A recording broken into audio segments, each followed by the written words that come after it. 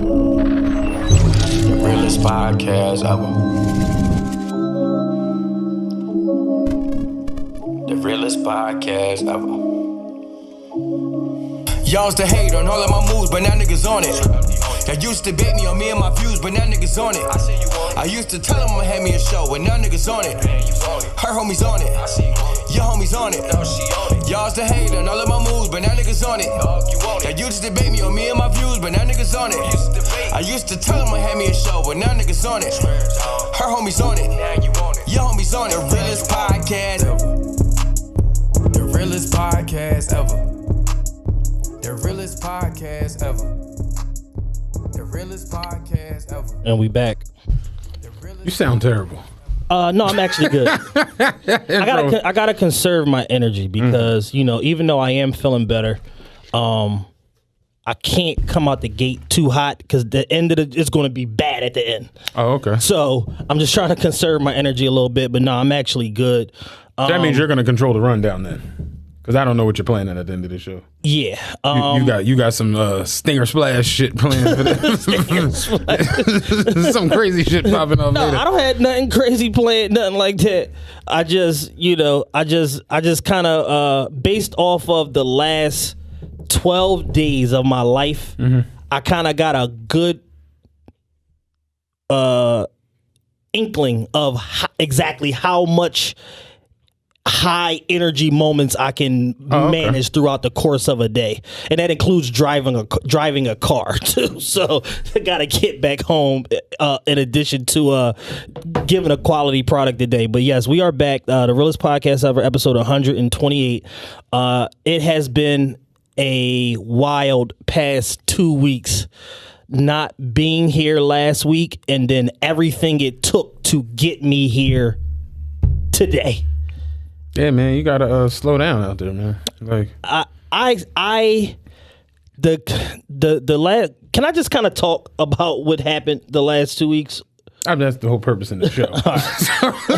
I didn't know if you had some grand opening or some shit like that. No dust arguments. Nothing weird popped off this week. I've been chilling. The last 2 weeks, the last time we were here, I talked about the fact that I went to a nightclub for the first time basically since the summertime. Wasn't a lot of people there, but it was people there. One of these motherfuckers was probably sick as a dog and either knew it, didn't know it, or didn't give a fuck. Somebody, the night that Jeezy and Gucci battled, and it was like somebody tweeted, it's gonna be so much money in Compound tonight, and Carl quoted the tweet and was like, COVID with an asterisk. Yeah, exactly. Like, nigga, that's what it's gonna be a lot of in Compound exactly. tonight. So that Sunday, I went to Bucks for my friend's birthday. Only reason why I went, I'm literally there for 20 minutes, in and out. And when people saw me, they looked and acted as if they saw a ghost, and rightfully so. I have not set foot in any Philadelphia nightclub establishment since March, literally the first week of March. So people seeing me outside is like, are you like with the health department? Like, what the fuck is going on here? And I might have been, but for whatever reason that day I wasn't. So that was that night. I was out for about 20 minutes. Monday comes, Tuesday comes, I'm cool. We came, did the show Monday. Tuesday I did my normal whatever. Wednesday night, a good friend of mine, me and him got some business stuff we trying to get going. He's like, yo, come meet me at Fez. I'm gonna smoke some hookah, whatever. It's a Wednesday night. It's like literally 9 people in there. We go to Fez, we smoking hookah, shooting the shit, catching up, whatever. I'm there for about an hour and a half. I leave there. The next day is Thursday, Gucci and Jeezy day. That's all I'm thinking about all day is who's going to shoot each other. Right. Is Slick Puller going to get stabbed by Pooh Shiesty? Like, this is all I'm thinking about all Thursday. I wake up and I start to feel like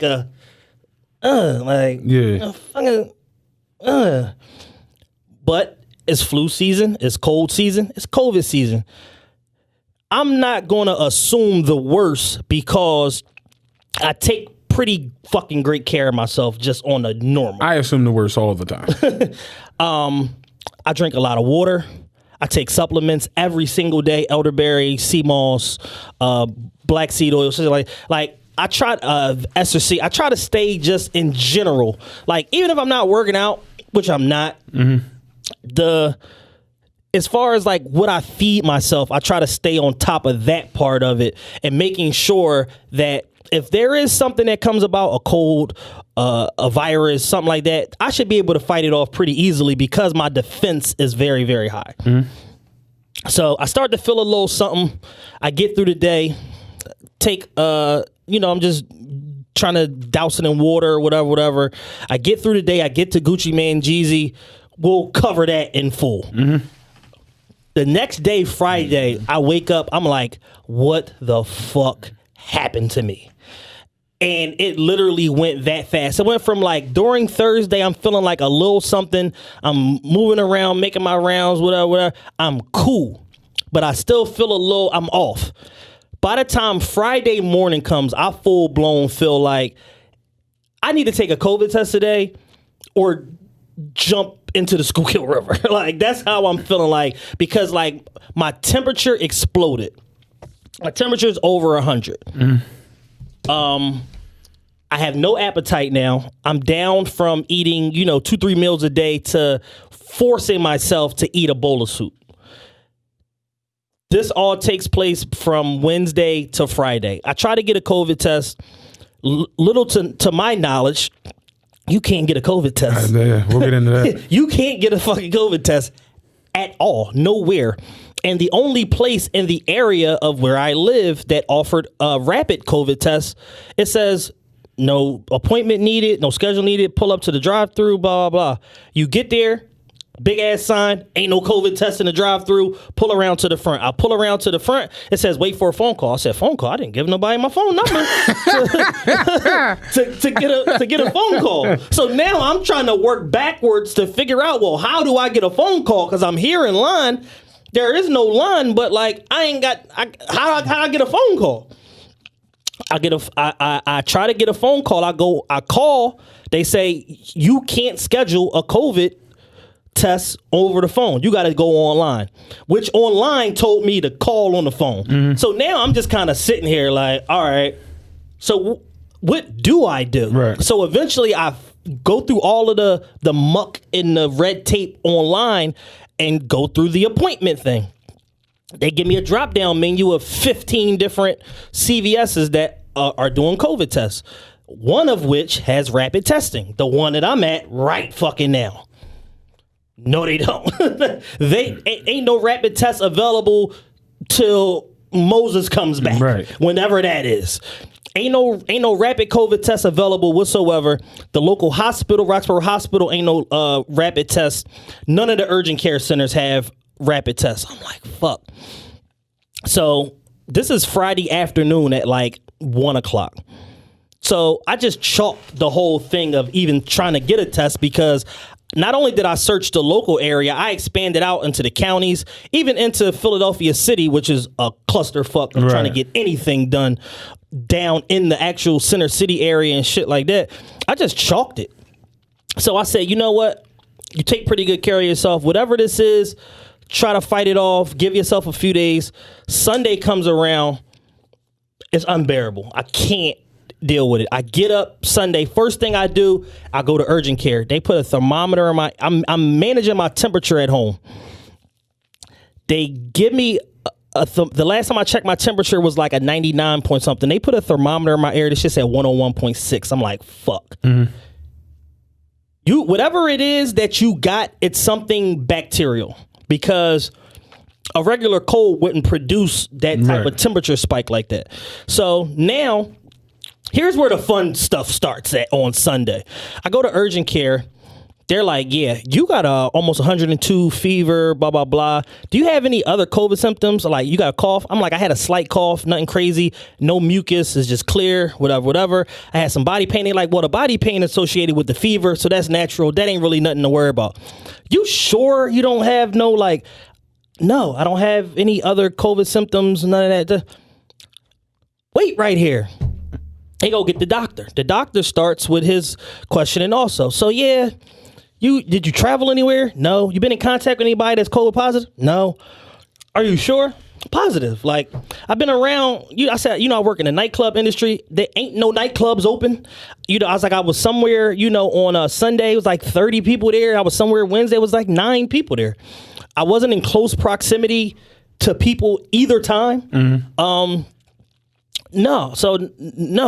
However y'all normally think people get sick or get COVID, that's not what happened here. Right. What happened here, I don't fucking know. I just know that I got 102 fever and I'm losing my shit at this. Like, I'm unraveling now, right, because like none of this makes sense. So he's like, all right, well, I'm gonna get you a COVID test. I'm gonna get you a flu test. I'm gonna see what's going on with you. Flu test is a rapid. It comes back negative instantly. Like 20 minutes, flu test is negative.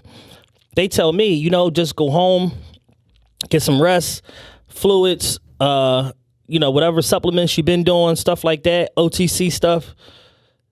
Get yourself together. You'll have your COVID test within 5 days. I'm like, 5 days.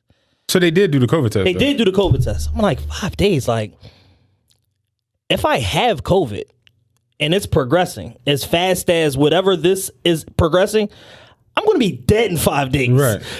So I'm thinking like 5 days is like a worst case scenario. They're going to get me this test back in 2 to 3 days.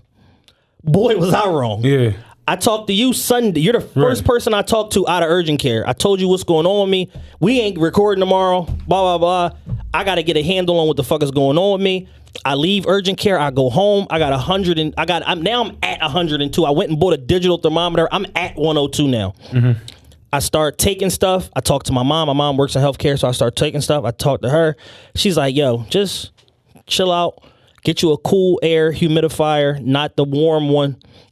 See what happens. Couple hours later, my temperature breaks. It comes down like damn near normal, like 99.1.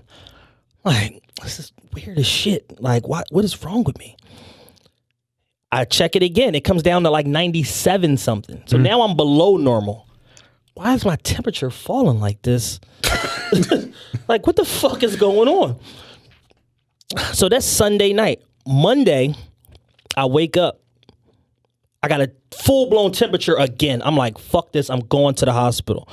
I do my, no, that was early Monday. I didn't have the temp. I woke up. I still didn't have a temperature. All day Monday, I'm cool. I didn't really take no medication, none of that shit.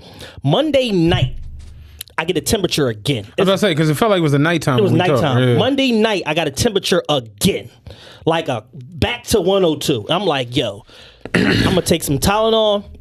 I'm going to the hospital this time.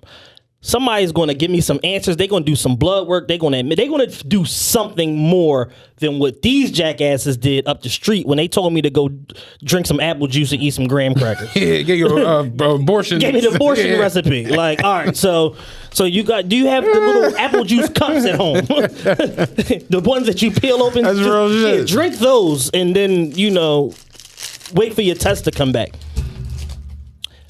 So Monday night, I go to the ER. They say, hey, what's going on? They check my temperature at the door. I say, I got a temperature. Obviously, as you can see, I went to urgent care yesterday. They suspect me of having COVID. I don't know if I do or if I don't. These are my symptoms, blah, blah, blah. I go in. I get triaged. I talk to the nurse. Nurse checks my temperature. My temperature has fallen now from 102 to 99.3 or whatever the fuck because I took the Tylenol. They, exactly. So now I'm talking to her. She's like, you sure? Like, you don't have no, I don't have no other, like, I don't have no other.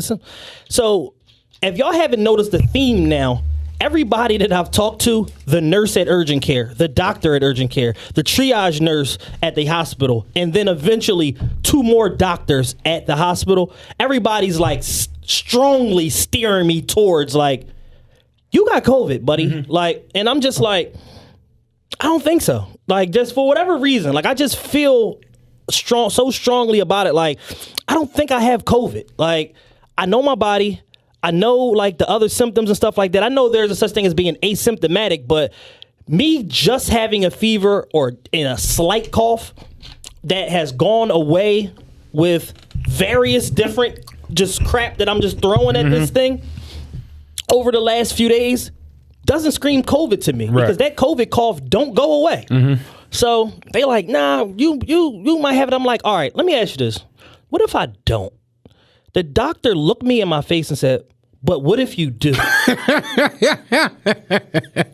And at that point, all bets was off for me because I'm like, but what if you do is not a medical diagnosis? Right.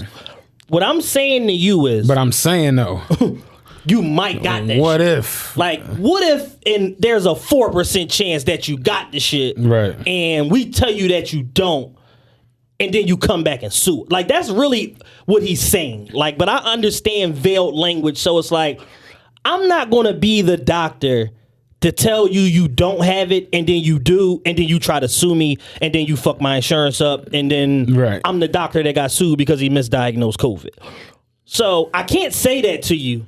But what I'm gonna say is, but what if you got the shit? You know what I'm saying? So, but for me, just speaking as a patient, historically speaking, in the past, I've gotten upper respiratory infections, I've gotten colds, I've had bronchitis, I've had all different types of shit. Right. Through bad weather conditions, not wearing the right protective layers, stuff like that. I've gotten sick before. Every time I ever had any type of upper respiratory infection, it's the same protocol. They give you an antibiotic of some sort. And you normally get shit at the fucking, even at urgent care, they'll give you something. Even at urgent care. They give you an antibiotic of some sort, usually a Z-Pack, because that shit knocks everything out of you, and a cough suppressant. You see the Dixie cup coming, you're like, oh yeah, I'm going to be good in an hour. About to be on. So it's usually those two things in combination. They offered me nothing, nowhere. When I asked for blood work to try to fish out what this might be if it ain't COVID, they told me we would only do blood work if you had any pre-existing medical conditions. Because you have a clean bill of health, we're not even going to run any blood work on you. Even the fact that even though you're asking for it, we're not going to do it. And this was at the hospital? This is at the hospital. Okay. So no blood work. I've already passed the flu test. I still have no COVID results because it's only been a day later. Right. And now they're going, but what they would be willing to do is we'll give you an x-ray because that really runs the bill up. Yeah. I'll give you a chest x-ray to see if you have any symptoms of pneumonia. Yeah. Negative on that also. We're going to get you an MRI on your knee. Just stupid What's the most expensive shit we can charge this motherfucker with since he asked him for tests? Latest nigga in a casket machine. Sorry. So now, negative flu test, negative pneumonia test, inconclusive COVID test. We don't know when the COVID test is coming back or whatever. So it's Monday night now. Tuesday rolls around. I'm feeling a little bit better. I'm just managing, just trying to get through the day because I've exhausted all my resources. And at this point, other people that I know are starting to go to hospitals and shit like that. And they're going in there with the same symptoms I got, and they're getting opposite diagnosis. So now I'm getting extra pissed off. Right. Because somebody walks into the same urgent care center with the same diagnosis as me, with the same symptoms as me, rather, maybe a little bit more severe than me. And instead of them telling them that they have COVID, they tell this person, you have an upper respiratory infection. Give them a Z-Pack and give them a Z-Pack and give them a cough suppressant, which this particular person, I'm not going to get too deep in their story, but this person is immune compromised. Okay. So if any of you know anything about being immune compromised, you don't give immune compromised people antibiotics. Right. So you just fucked up royally. And this literally took place the day after I went to urgent care. So now I'm just like, well, damn. Is it just like dependent upon what doctor is there, what shift? Like, are we just literally just rolling the dice with people's lives and their diagnosis and saying, you got COVID, but you got upper respiratory infection? You don't be realizing how, like, it really do be down to the doctor. It be down to the like doctor. The discretion. It's discretionary. When I went for my remember the accident I had, so I was on workers' comp a couple months ago. I went the first time. The first doctor was like, "Yeah, your back is a little tight, but you can do light duty. So I'm gonna send you back, but not full duty. You could, chill off and do some light duty bullshit." I went back 2 weeks later. The other doctor was like, "Yeah, man, you shouldn't even be working. You can stay home." I'm like, all right, cool. So I come back. The third doctor now is like, yeah, I don't know why he held you out. You can go back like duty, but I'm gonna lower your restrictions than the other guy because you shouldn't be doing much of anything. I'm like, all right. Then I go back. The fourth doctor was like, you need an MRI on your back. I'm like, all right. Like, it's literally all over the place. 4 weeks, 4 doctors, 4 different. 8 weeks. Every 2 weeks. 8 weeks, 4 doctors, 4 different recovery plans. It was ridiculous. And so it really does come down to to where certain doctors is going, you know what I'm saying? Exactly. So now it's Tuesday. It's Wednesday. I feel like shit. And some days I feel okay, but I still have no appetite. I'm down to eating literally 1 meal a day. Like, I'm fucking starving myself. I had to lose 10, 12 pounds easily over this last, 12 days or whatever like that. Wednesday morning, I say, I'm going to cheat this. We going to get to the bottom of this COVID thing. Let me call them and see if my test came back. Of course, they're going to try to get it in before the holiday. Boy, was I wrong. They hadn't even sniffed the fucking... It's so many. Test. It's too many. I was literally having this conversation with Jules. I'm like, yo... Because he was worried about a rapid test. And I'm just like, you can forget. You better do it yourself. You know what I'm saying? A rapid test is 24 hours now. Dog, I was like, all of that drive up, pull up. We at the church parking lot. We at the Save-A-Lot. All that shit is gone. It's over. So it's like, ain't none of that. Just pull up, come through. We out here. We got the needles and the Q-tips. Pull up. Like, nah, dog. Yeah. It's like you have to go somewhere. And most of the places now, somebody the other day was telling me, like you said, might wait 4 or 5 days for a result, and it's just like, so my test, that doesn't help anybody. My test was administered at Roxborough Express Care, but it has to be processed through Quest Diagnostics. Okay, they're fucked. Quest, LabCorp, they're fucked. If you have a COVID test and it has to go to Quest or LabCorp, you're never getting your shit back. Today is Monday, November 30th. It's 1:35 p.m. I don't have my result back from the original test yet. Really? No. I have a chart. A digital chart set up with Quest.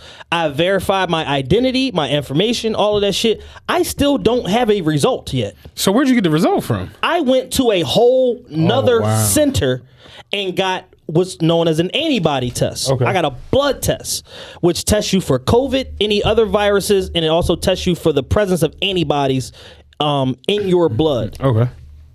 Based on the test that I took, I'm clean across the board. And what the nurse explained to me is the antibody test is the most accurate test because it would tell you, even if you don't have it now, it would tell you historically if you did. So if I had any antibodies present in my blood, that would mean that at some point I had COVID. Right. So if I had COVID a month ago and I got over it, it would still show that my body came into contact with the antibodies. I don't have none of that. So whatever the fuck I had just dogged me out, but it wasn't COVID, which is completely counterproductive to everything that all the doctors just told me for the last week and a half. You know what I'm saying? So I say all that to say there is a definite push to classify everything as COVID when you're coming in. I was having this conversation the other day, and I'm like, Trump on bullshit about the election. The nigga lost. But when it comes to this COVID shit, when he was talking about the CDC is doing some funny business, crazy white nigga might have been right. You know what I'm saying? When he said the CDC is doing some funny business and making these hospitals file everything under COVID and this, motherfucker gets shot in the foot. They filing it as COVID related because he was coughing when he died. Yeah. Like, that shit is real. I experienced it. Yeah. I went through it. Like, even the crazier shit that he said when he's like, yo, the numbers will go down if we just stop administering so many tests. Like, yo, I've heard some shit that... Crazy part is you could have gone there the first day that have been like, yo, you got an upper respiratory, gave you a Z-Pack and a prescription for like amoxicillin or something. And you'd have fucked around been good on Wednesday. I fucked around and been good. We could have recorded on Wednesday and Friday and today. Right, real shit. You see what I'm saying? So, but it's like, it's that to keep the fear machine working, it only works if people that, even motherfuckers that got sense that know, like, I probably don't got COVID. I got some shit. Obviously, I'm fucked up. I'm here. I wouldn't be here if I didn't have something. But even for people like that, people like me and you that are smart people, remember, because when this happened, like lucid people, they still will try to Jedi mind trick you into thinking that your circumstance is different than what it is because they gotta get that COVID check mark under somebody, under the majority of people that walk through this door today, gotta get filed under COVID, or it fucks our funding up, it fucks up our viability, all of that shit, because we want to look like when the COVID was going on, we was the ones treating the shit and wheeling and dealing and helping people get better. I'm trying to think what the hell I went to an urgent care for. This was right at the beginning of the whole COVID situation. I remember you said you went to urgent care at the beginning of COVID, and you was like, you went one day, and then you came back and the it was next like day. those shit had just completely flipped. And I'm trying to think what I had went there for initially. I think I did have an upper respiratory infection, and that's what they had diagnosed me with. But I remember the doctor was acting mad funny. I can't remember the exact what happened, but I know I left and I came back, and literally in like 2 days. And the only reason I came back is because I had to get another note for my job. Right. The note that they gave me had a date that I wasn't going back, so I needed. They was like, "Oh, you need a different note." I'm like, "All right," so I'm just go there and get another note.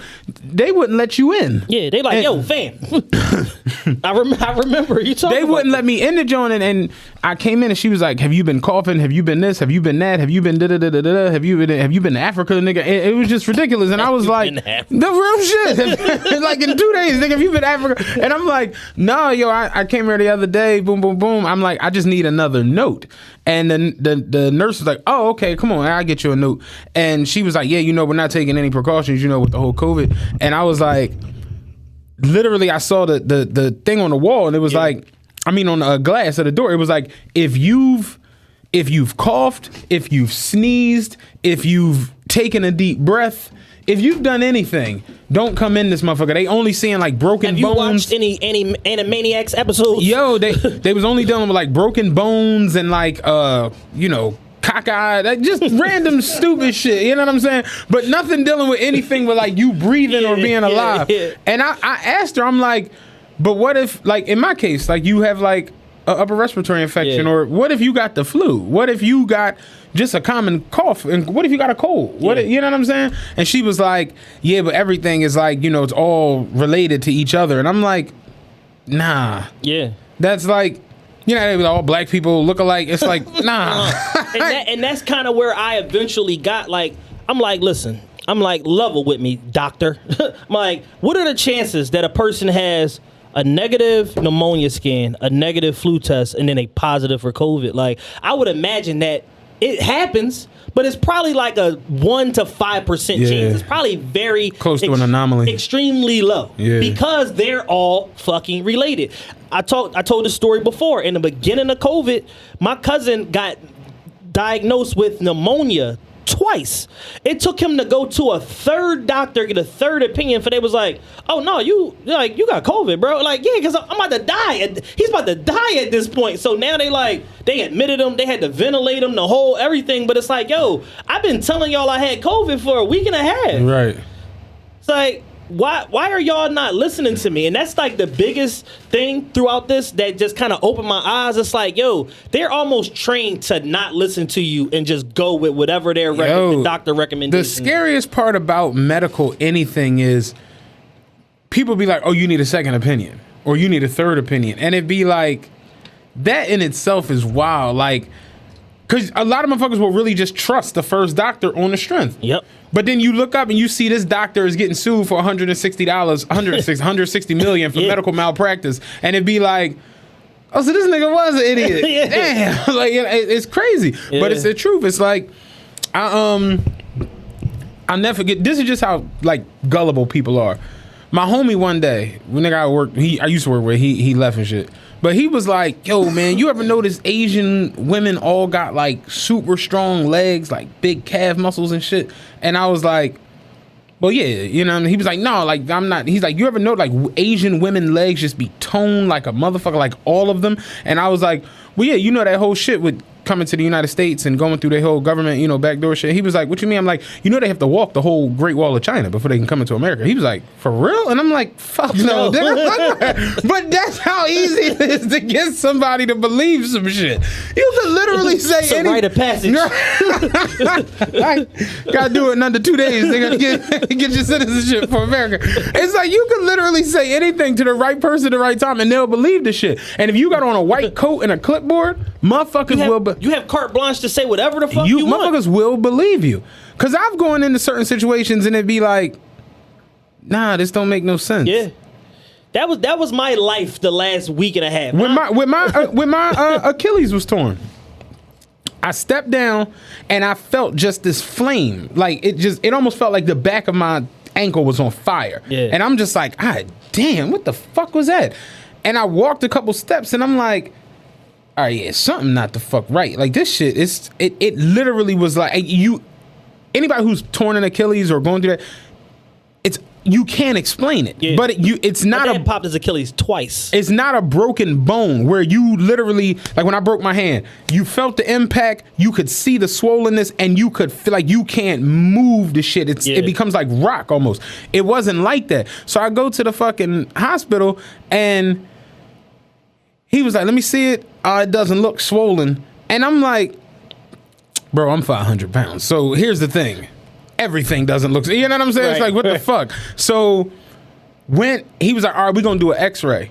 They do the x-ray, because they do the x-ray right the fuck there. Yeah. Do the x-ray, come back, yeah, nothing's broke like I had assumed. So you might just want to take it easy, wrap it up, put some ice on it. And I'm just like, man, this shit hurt. This ain't no, I'm telling you, dog, like this shit, I can barely stand the fuck up. This shit ain't it. And I left from, that was at Roxborough. I left from Roxborough and went to University of Penn. And there, the doctor was like, we might need to do an MRI to really look at what's going around, the muscles, the tendons, boom, boom, boom. Set me up with the MRI. Next day I had the MRI, went in, boom, boom, boom. Doctor called me, was like, rupture your Achilles. You have a tear in your Achilles. I'm like, so I knew I wasn't fucking I'm fucking tripping. And it's just like, that's how crazy it is. Like, the right doctor will say the wrong thing or the wrong doctor will say the right thing, and motherfuckers just be like, all right. Yeah, it's like, for as high of a standard as doctors are held to and all that, they still people. They still get beat down by their job. They still be wanting to leave work and go fuck they bitch. Like, it be all types of, and it's like, if you catch that, if a doctor's supposed to get off at 3 and here you come at 2:58 and he's like, nah, man, just put some ice on that shit, baby. Like, I'm trying to get he's trying to get the fuck out of here. He's trying to go swag surf. You know what I'm saying? Like, he's not thinking about you in that moment, unfortunately. And that's why they say always get a second opinion. But, I wanted to tell that whole story because it's like the perception of what's going on during this second wave, and I think, and the reality of it is not the same. No. Shit. And I've experienced it. People close to me have experienced it.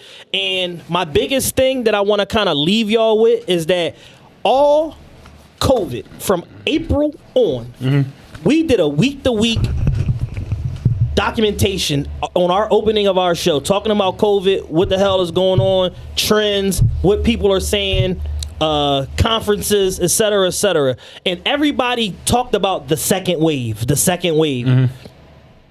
Nobody did shit to prepare for it. No. Like, we are in a fucking frenzy. Have you been seeing these COVID messages that have been getting pushed through to the iPhones and all of that shit every couple nights? If you post something about COVID, they'll send you a joint to your Instagram.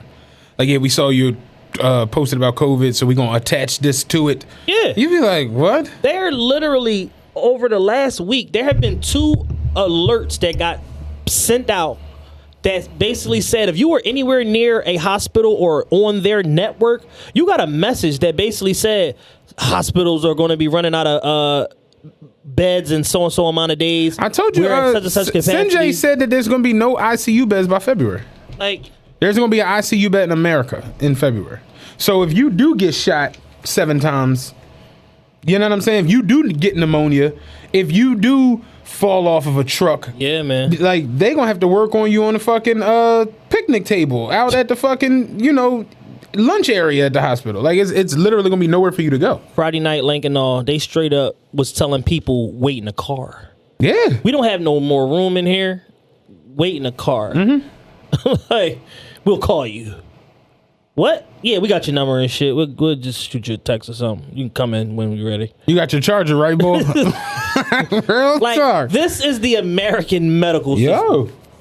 The thing is, though, And honestly, Lincoln is a fantastic hospital. Mainline Health is a fantastic health group.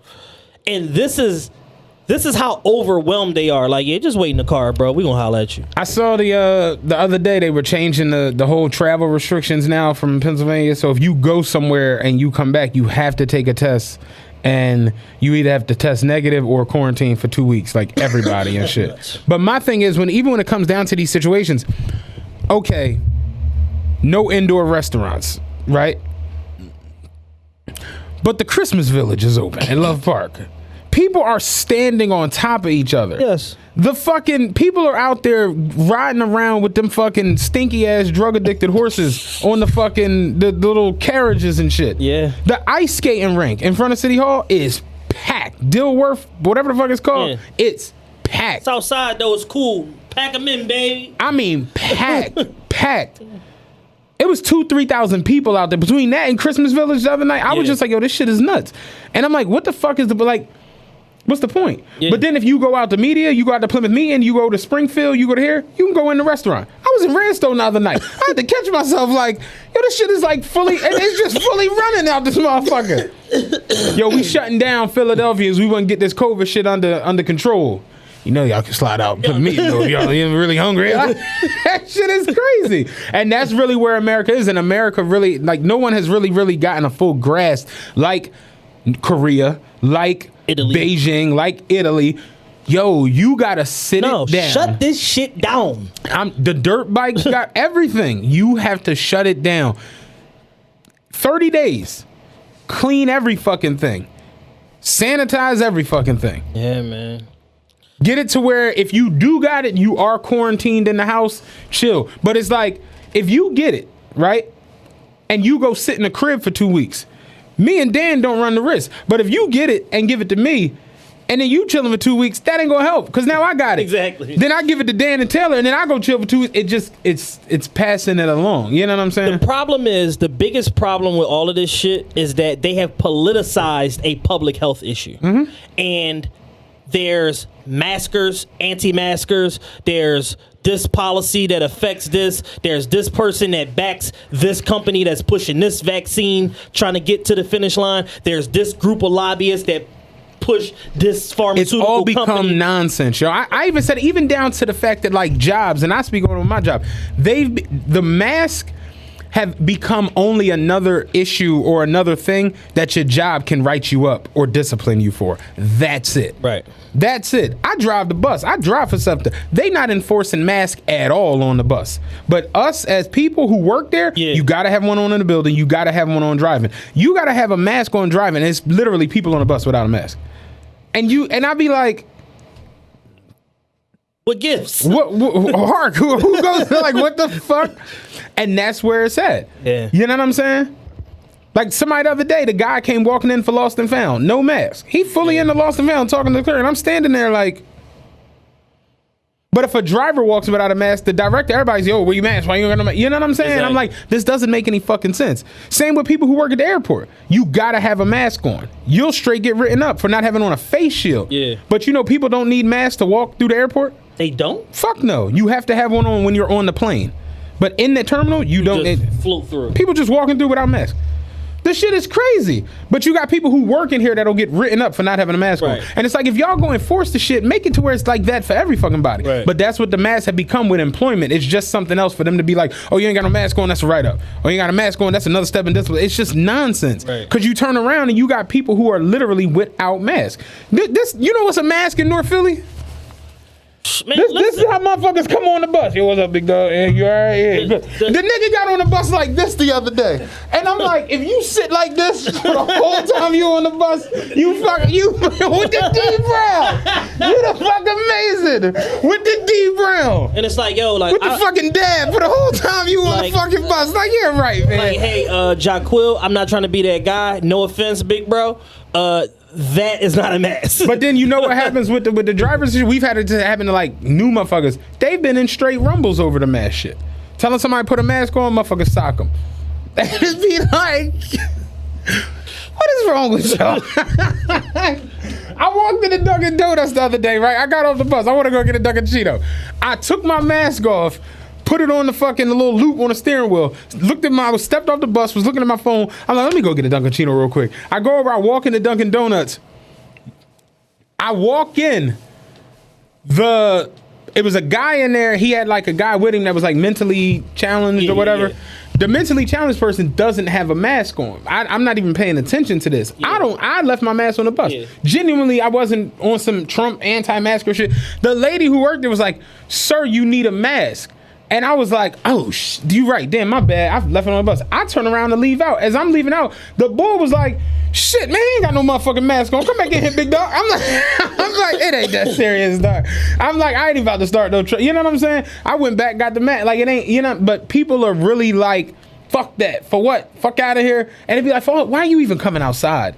Like, what makes you want to go get on an airplane just to take your mask off and then argue with the stewardess? And then get the shit kicked out. And then get hit with the stick, tased, and you can't fly for the next 5 years. My thing with that is, you have to know getting the shit kicked out of you is at the end of this. You're planning this. Like, you have to, and it's federal, so they gonna bury your stupid ass somewhere. When you going through TSA and they go through the little joint where they scan you and they like, "Why do you have on a chest protector?" You're like, "I'm about to get some shit on the plane." Are those phone books? Are those phone books taped to your chest? Never can be too sure, OJ. Just tap me and keep it pushing. Like, the fuck? Yellow pages, same joy vision, bro. Shit. Like, you know you about to get your ass whooped. You get on this plane with that nonsense, man. But it's like, motherfuckers is really like that. Like, they really are just going out in the public without a mask. And my thing is like, I guess people are just trying to go viral. I don't know. Yeah. But I saw one joke, a dude walked into the supermarket and just started screaming, "The mask is bullshit. Take them off. Why the fuck you all got on masks?" And he's going around grabbing shit, putting it in his cart, and then the people's tackling him. And I'm just like, yo, this is nuts. The illest anti-mask shit that's transpired this whole time. Them people came to that Trump rally. 30,000 people contracted COVID. I think like 700 died or some shit like that. One of which was Herman Cain, who was a black political figure. Black Republican, black political figure, who was heavy anti-mask. He died. Then these motherfuckers who run his social media account was posted tweeting about an anti-mask message on his Twitter account after he died from going to a rally and not wearing a fucking mask. Shit is wild. Poetic justice. Shit is wild. This is where we are as a nation. I honestly feel like I'm gonna go on a limb and say this is the most botched thing in U.S. history. Easily. Like, this is the Bay of Pigs on. What you know about the Bay of Pigs? I was just watching the documentary on that shit. Like, yeah, that's exactly what the fuck it is, though. It's definitely the Bay of Pigs times 15. Because it's literally like, imagine if, all right, you Trump, I'm whoever the fuck I am from overseas, and I wrote up like, listen, dog, this COVID shit is fucking motherfucker. I just came from Europe. Yeah. This shit is fucking people up. Italy, Iran, China, just throw China away at this point. Shit, throw Italy away. This shit is fucked up. Like, y'all got 30 days to get your shit in order. Yeah. I'm just looking out for you. Whoever I may be, I'll go back into the wind. Right. You are now armed with first-hand account. I seen it. I told you what's going on, and I seen it, and you like, man, fire up the backgammon board. Yeah. Like, I ain't worried about this shit.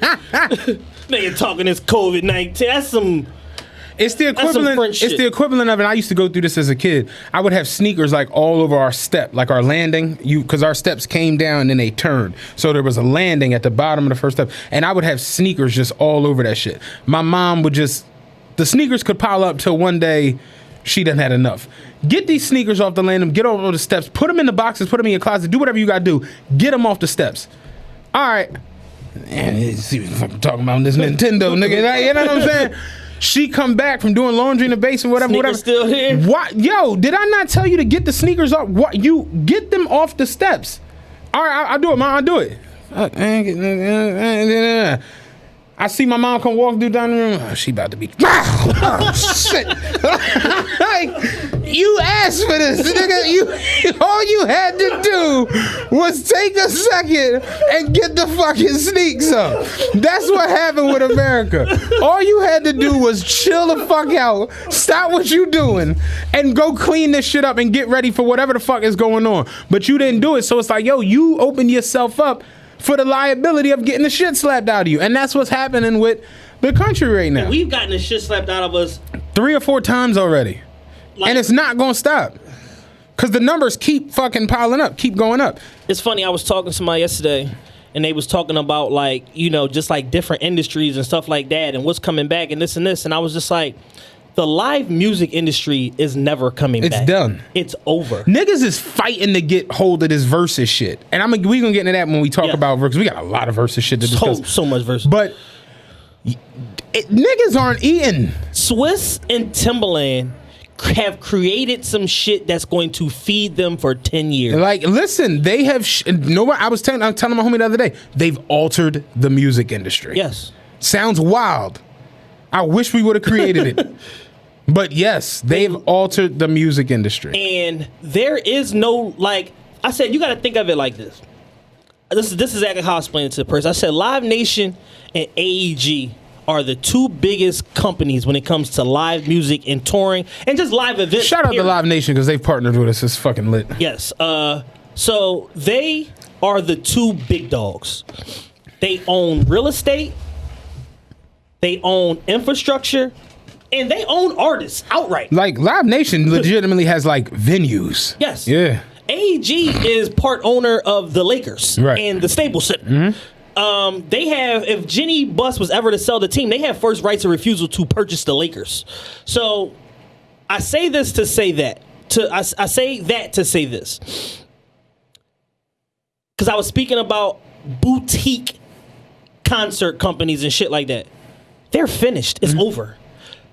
When and if the live music shit ever comes back, Live Nation, AEG, probably some other random company that just got some money to spend, have signed every fucking artist out there to some form of an exclusivity deal that is going to run forever, in perpetuity. Niggas is legit gonna be doing what's they called in Vegas, residencies in like South Carolina, Atlanta, Texas. Like, The Weeknd just had his biggest year ever as an artist in terms of sales. When you talk about the whole sphere of this album cycle, awards, accolades, all that shit. He's going on a 9 million city tour when and if this shit ever opens up. The Baby is going on a 37 million city tour when this shit Beyonce is doing 5,500 billion shows when it, like, Drake is going to another planet. Real shit. There is Drake said it on the Way mixtape. I got to give house tours till I can give world tours. There is literally no opportunity for somebody that's out there that got $1 million that want to jump into the live music game. There's nothing for you to do. All you can do is put on like little BS house shows in Texas and Georgia. That's all you can do in Wyoming, like Barnstorm, shits like that. Anything registered with ASCAP, BMI, that's like that you want credit for, you gotta run through AEG or Live Nation. They're not going for that. And they gonna be suing niggas, knocking niggas out the game, knocking niggas dicks in the dirt. So you think, oh yeah, we about to pop a 10-show tour off with Lil Baby. No, you're not. No, the fuck with Lil Durk. No, you're not. They're all in some sort of deal anticipating when and if the shit can come back. Even if it's 10 years from now. Did you see Quando Rondo's concert got shut down? His show got shut down or whatever. And people was in the comments like, okay, it got shut down. Why he don't go somewhere else? And I was like, whispers, he can't go. It's Georgia. It's the only fucking place you can go. Like, fuck you think he's about to slide to New York and do a show? Like, what the fuck? It's the only place he can do a show. New York City and Southern California on the whole are not even entertaining that shit. Bro, did you see the shit with the 49ers? How fucked up? Did you see that shit they said today? San Francisco placed a ban on all public gatherings throughout the fucking whole fucking city. They was like, it doesn't disclude anyone. So the 49ers got 2 home games. They like, yeah, y'all can't even practice. Play them shits elsewhere. No, y'all can't practice or play them shits. So now the 49ers, Kyle Shanahan is like, we got to find somewhere to practice. So the whole team dead ass might slide to Georgia just to practice. But they don't even know, because they got 2 home games. They don't even know where the fuck they gonna play at. The mayor was like, nobody, and I do mean nobody. Damn. Give a fuck. Go sit the fuck down. Dead ass. So now the 49ers is like in a scramble trying to figure out. So what are the Warriors gonna do? They just moved to San Francisco. Shit is crazy, dog. They just put $1 billion stadium in downtown San Francisco. It's wild. Like, but honestly, here, the craziest part to me is, like I just said about going to Plymouth Meeting or going out the media, the 49ers is like, man, let's just slide to ATL. Like they not like, all right, yeah, we gonna chill, stay in the crib. They're like, man, we getting this shit off, nigga. We going over here. Like, it's fucked up. But Falcons ain't no good, man. Them niggas just share some space. Falcons look good yesterday. Ito scored. Shout out Ito. He fucked with the show and shit. Yeah, Ito Smith. He fucked. They was running it up yesterday and shit. But no, it's like, yo, you got so many people in so many different places that are like, all right, we gonna do this, but then we not gonna do that. Yes. Then this place like, yeah, we come out here if y'all want to, you know what I'm saying? And it just doesn't make any fucking sense. Like I saw Trader Joe's the other day. They literally make everybody come in. They'll give you a mask if you don't have one and give you hand sanitizer at the door. Damn. Like it's somebody making $13 an hour to just come on, just hit you with some sanitizer when you walk in there. But then you go to like Acme Out fucking media. Just walk in, side door, fire alarm. You do whatever the fuck you want out this show. So it just doesn't make any sense. None whatsoever. But you feeling good. I'm feeling good, man. You know, That's all you can ask for. Last night around like 11 o'clock, I took some NyQuil, which I've tried a myriad of different shit. I've tried Mucinex that actually helped me, but it gave me like a little, like a... right. Yeah, it was like a lingering thing that I just couldn't shake. But I took the NyQuil last night and I ended up being up till probably about 2:30 in the morning just watching episodes of Drink Champs and some other shit on my television, and then I just felt better. Like at one point I just like the NyQuil kicked in. I wasn't sleepy, but I just felt better, and I was just like, I need to eat something. Like I got my appetite back and all that shit, and I just was like, I was ready and I was like anxious as fuck. I ended up going back to sleep, got like a full 8 hours of sleep. Yeah. Got up this morning, I was ready to go, man. That's what's up, man. I'm glad you good. Everybody kept asking me. I'm like, yo, y'all ain't record this week? I'm like, well, Chad almost died. And they like, so what y'all gonna do next? Y'all gonna record this week, or maybe y'all gonna wait till next Monday? I'm like, y'all are apes, man. Like, what the fuck? Like, people don't care. They don't give a fuck. That shit crazy. So, do you want to start with the Verzuz shit? Is going to take us down a rabbit hole. Do you want to talk about the Dave Chappelle shit or Verzuz first? I'm gonna start with Verzuz. All right, let's talk about Verzuz. So, Gucci Mane. I want to start with the actual Verzuz. Then I want to talk to y'all about y'all imaginary Verzuz. Yes. So y'all losing your mind with these imaginary Verzuz. Gucci Mane versus Jeezy. This was, in terms of pre-fight production, build up, shit talking, everything not having to do with coming in a room and playing music.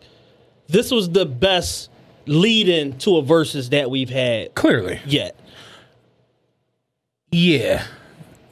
They sold the shit out of this fight. Well, really, Gucci sold it by itself. There's been another beef that was squashed through Verzuz, right? Well, I mean, you had the Sean Garrett and the Dream. That kind of escalated because of Verzuz. It escalated the beef. They didn't solve shit. All right, go ahead. So, Gucci alone carried the pre-fight promo. We know Jeezy doesn't talk. Mm-hmm. Jeezy just started talking in the last year and a half. And Jeezy get on there and tell you some shit like, yo, y'all niggas woke up this morning, thank God, eat your vitamins, and thank Hulk Hogan. Yeah. Have a great day. And then niggas be like, Jeezy said the realest shit ever. Oh my God. Like, Jeezy should never talk. Like, Jeezy should never talk to anybody that's not in rap form. He should never, ever talk. That's kind of how people is with their celebrities anyway, though. It's just the way they act. They just grab onto anything. I've seen that video of Pusha T where he's like, my mama want to gamble. That's what the fuck she gonna do. I've seen that video 44 zillion times. And it'd just be like, you work it right, Abe. Why are you doing this? Your mama's playing scratch off. The $3 junk that don't win shit. This is not the same. Yeah, well, your scratch off look like a chance ticket for Monopoly. You're not winning no money on When this you job. got 44,000 scratch offs, that you gotta match 19 of these in order to. You gotta get 5 strawberries. You lost already. Yeah. You just walk away, man. I remember a nigga paid me in scratch offs one day, right? Nigga was like, yo, you take these? I'm like, for what? Like, no, like, what the fuck? He's like, no, it's good as cash. Like, just take cash this joint in, blah, blah, blah. He give me the place to go. I end up going. They short on cash. It was like a $300 scratch off. He give me the fucking scratch off. I go cash this shit in.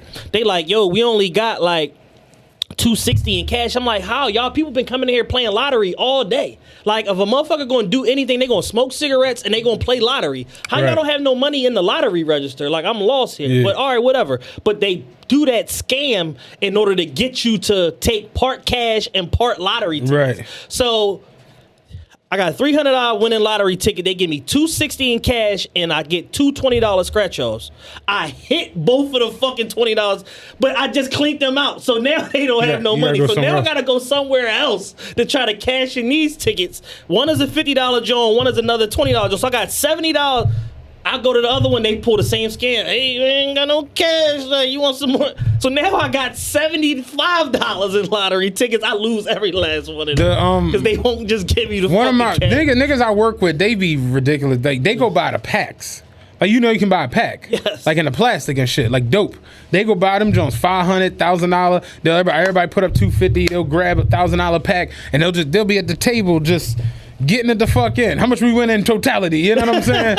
And you're like, yeah, because this joint 140, this joint 138, this joint 162. They be wilding with that shit. I be sitting there like, y'all niggas, this is crazy. We spun a stack. This about $1,380. Right. Y'all niggas want to go to dinner? Y'all want to get some sneaks? What y'all trying to do? Everybody put up $250 a stack. They bought a joint, get done. Everything came out to $14.45. They like, all right, everybody win a bean 20. You know what I'm saying? It should be crazy. But they like scratch off niggas, and they'll be like, their thing is when they do hit the scratch off, they don't even cash it. They bring it to the DP. You see, I got put it right back in the titty pocket. They showing everybody in the motherfucker. I see it. So the one nigga was talking shit one day, and I was like, I just never could get into the scratch offs, John. And he was like, what, man, scratch offs where it's at, man. Shit, I done paid my rent off motherfucking scratch offs. And I'm like, the one time you hit, you used it to pay your rent.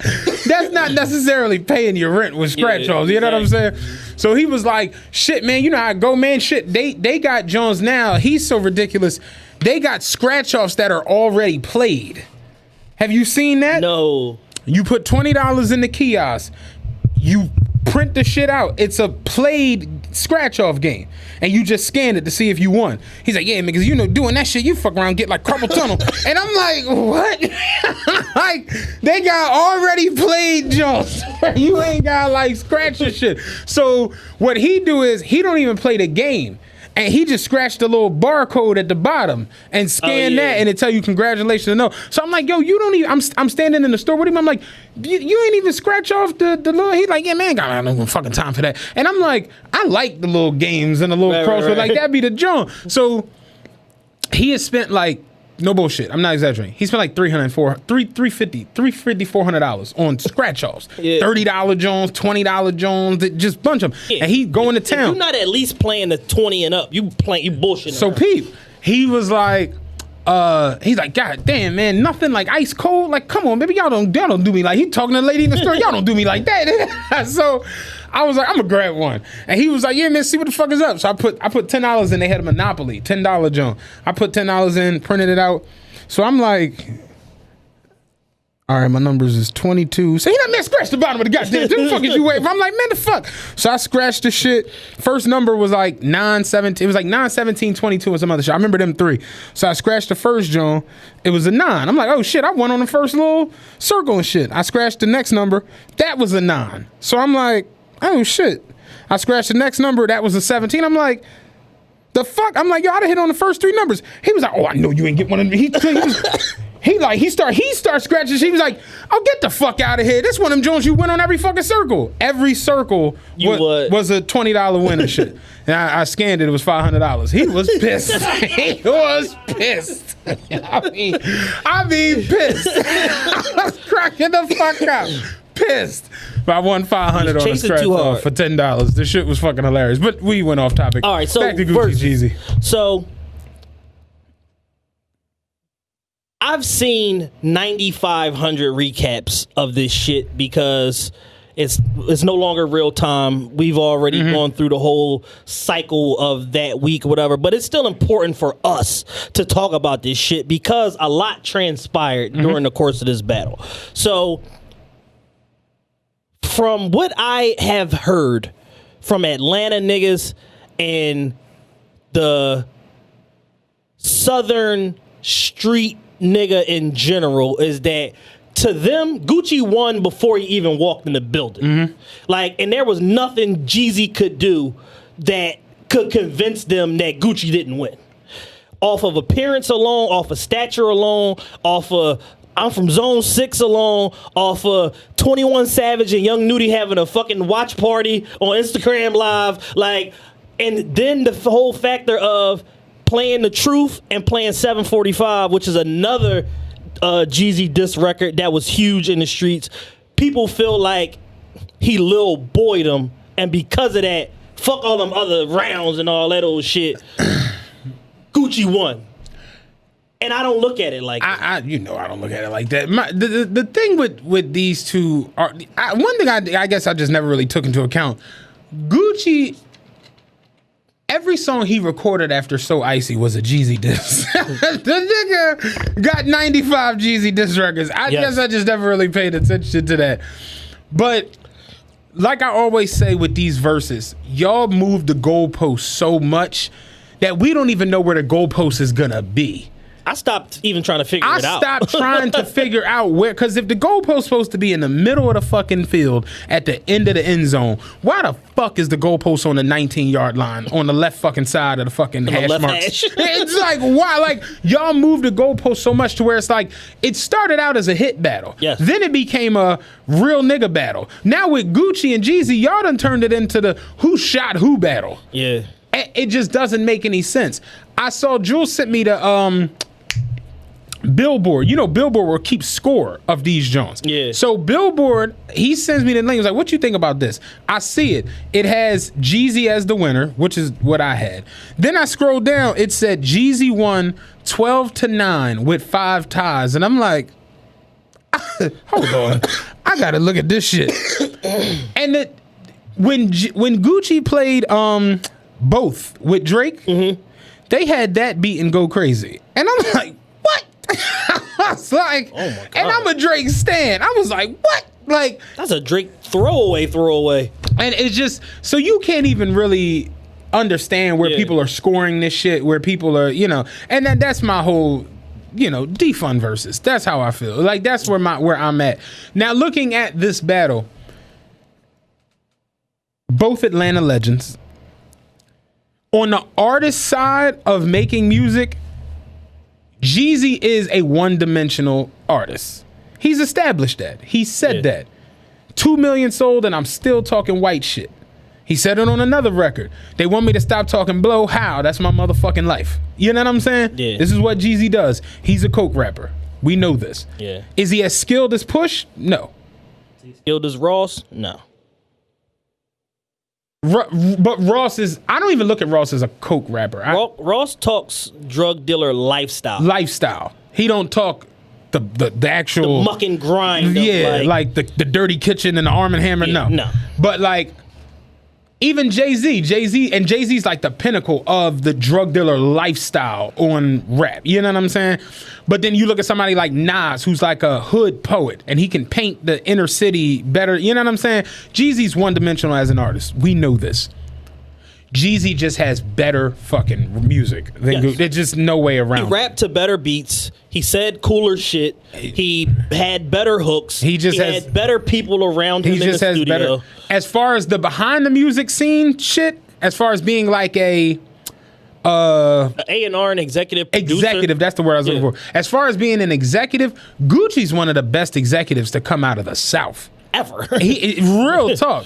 Gucci's phenomenal as an exec. Yeah. But as an artist, comparing him to Jeezy is just it's not fair. It's almost like a diss to both. The best way I could probably describe Gucci is that Gucci is like a player that was an average player that became an all-time head coach.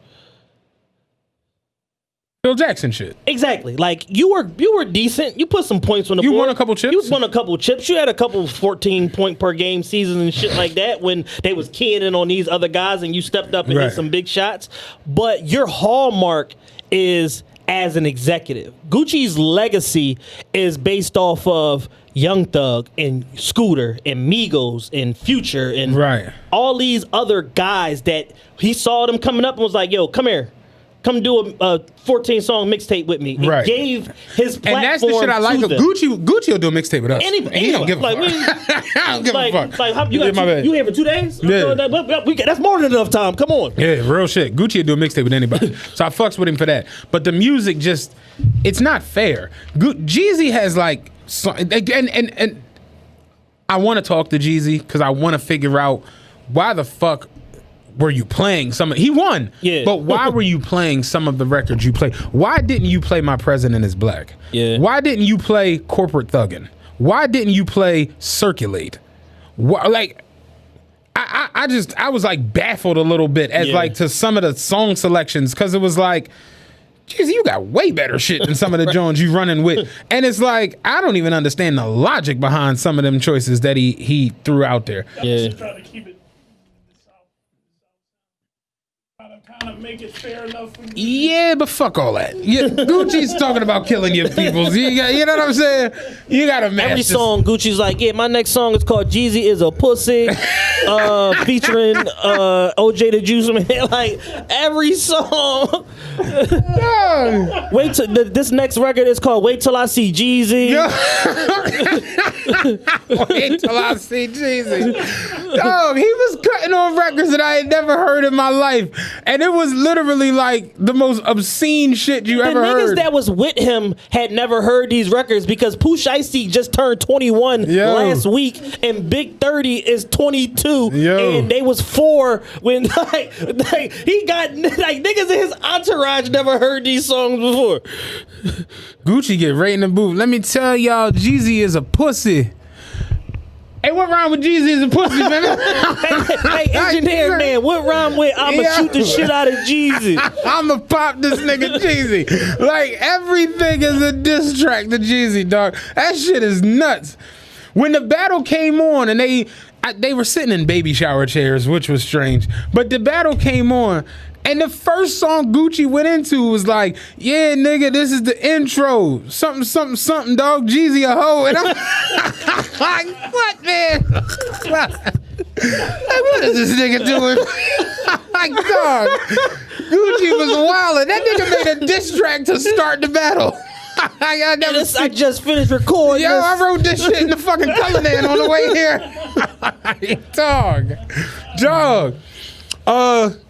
My y'all weird of the week, not of this week, but of last week because we didn't get to record. Yeah. My y'all weird was I lost friends over this shit. Like people I known. Oh, really? Because I just had to unfollow them. You know what I'm saying? I had to deactivate our friendship on Facebook. Did you see them going into the conspiracy theory of Gucci with his coat and his chains and the Oh yeah, I can't be privy to that. I had to just take a step back. Like good people. Y'all done turned Jeezy into a third eye nigga. I mean Gucci into a third eye nigga. Gucci don't think that far into anything. Yeah, because Gucci coat was $10K and that's how much the bounty was. And Niggas was like, Gucci said, yeah, let's have a jewelry battle because you know, boy, who Jeezy sent was supposed to steal his chain. And since he still got the chain, he like, let's battle for the chains. And I'm like, nigga, no. I'm like, no. Close your third eye and close your laptop. Close your third eye and shut your mouth and your fat ass, boy. It was one of them jokes. Like, what, man? Like, y'all tripping. Them third eye niggas is crazy. Oh, let me tell you, I got a good one. We were picking runs at my depot, right? We was picking runs. So when we pick runs, that's one of the funnest times. It's like one of my pastimes I love because you get to see niggas in they like regular clothes. You get to see just how shot out some of your coworkers is. Because they start showing up with like, you know, older men that can't really hack it when it comes to dressing. Like, I ain't a fashionable nigga, but I know not to put on a leather jacket with tassels. You know what I'm saying? Like, them old niggas show up. Nigga had a leather jacket with tassels. My man was like, this nigga dressed like Regine on Living Single. Like, dog, me and Roby in there geeking with them niggas coming with some of their outfits. But, dog, said the nigga was dressed like Regine, dog. Real shit. The nigga, oh my god, the nigga walks in, right? He one of those peace unto you, brother. You know what I'm saying? Yeah. God bless the God of the Almighty. You know what I'm saying? What's today's mathematics? What's the mathematics, Sonny? You know what I'm saying? From the 13th house and the 8th moon. You know what I'm saying? My Capricorn moon tells me that. Yeah, he one of them niggas. You know what I'm saying? So he walk in. He got on a pair of sunglasses, right? Yeah. So you know how you wear sunglasses? It's like you look at Dan's glasses. It's two lenses. He don't got on sunglasses, but you know it's a lens around this eye, and then a lens around that eye. Yeah. His glasses have a third lens on the forehead, right? So my man bro like, what the fuck is up with his? What the fuck is the point of them glasses and shit? Instantly, I know. I'm like. Protecting his third Protecting the third eye. And he was like, what the fuck you mean? And I'm like, basically when you put on shades, you protecting, you know, from the rays and everything on your retinas. So when your third eye is open, you got to protect the third eye too. And he was like, what the fuck is the third eye? I'm like, you're mental, nigga. What's the math? Nigga, you're mental. And he like, man, I want this nigga locked up. He like, I want him in prison. Shout out, Ro, man. Ro's silly as shit. But the nigga had on 3 lens sunglasses and shit. But that's what they turned Gucci into. One of them third eye niggas. And it's just like, no, man, Gucci don't fucking think like that. He said, let's have a jewelry battle because he got a $5 million watch, nigga. Let's battle with jewelry. This coat costs $10K because it costs $10K from Gucci, nigga. The fuck? Oh my goodness. And then Jeezy responded to the whole let's have a jewelry battle let's have a real estate battle. I own half of Atlanta. And LLC Twitter went into a frenzy. An absolute frenzy. The one bull pulled the joint up. They gonna say, "Man, I was hurt when I found out you only had 2 properties." That was strange. That was bizarre. That's another y'all weird. Like if he do got 500 properties, he's putting them all in just Jay Jenkins, so somebody can fucking crash into one of the cribs and sue him. Right. And now everything is up in smoke. Like that's not how life works. Niggas went and pulled up fake fucking where the fuck what you own Jones. Like what? They was losing it off of that shit, man. My favorite fallout moment from the joint was they said, man, if Tyler Perry owned half of Atlanta and Jeezy owned half of Atlanta and T.I. owned half of Atlanta, who owned the other half of Atlanta? I saw the tweet better than that. I saw somebody was like, if Jeezy owned half of Atlanta and Tyler Perry owned half of Atlanta, where the fuck do Quavo stay? I was cracking the fuck up. I'm like, yo, Twitter that night was funny as shit. Twitter on them nights be hilarious. It didn't stop for like 3 days. Yeah, it kept going. That was a funny ass where fucking the fuck night. do Quavo live? Me personally, I had Gucci winning 4 of the rounds. I didn't even register a score. My thing was whenever Gucci played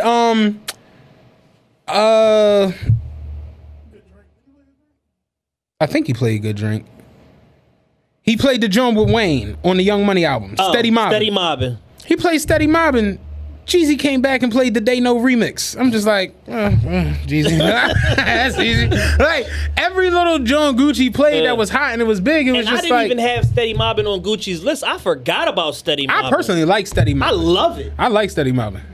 But Gucci Man is dangerous, cocaine, codeine, and angel dust. But it's like that was the shit. And if Gucci get credit for Wayne verse, then against They Know is closer.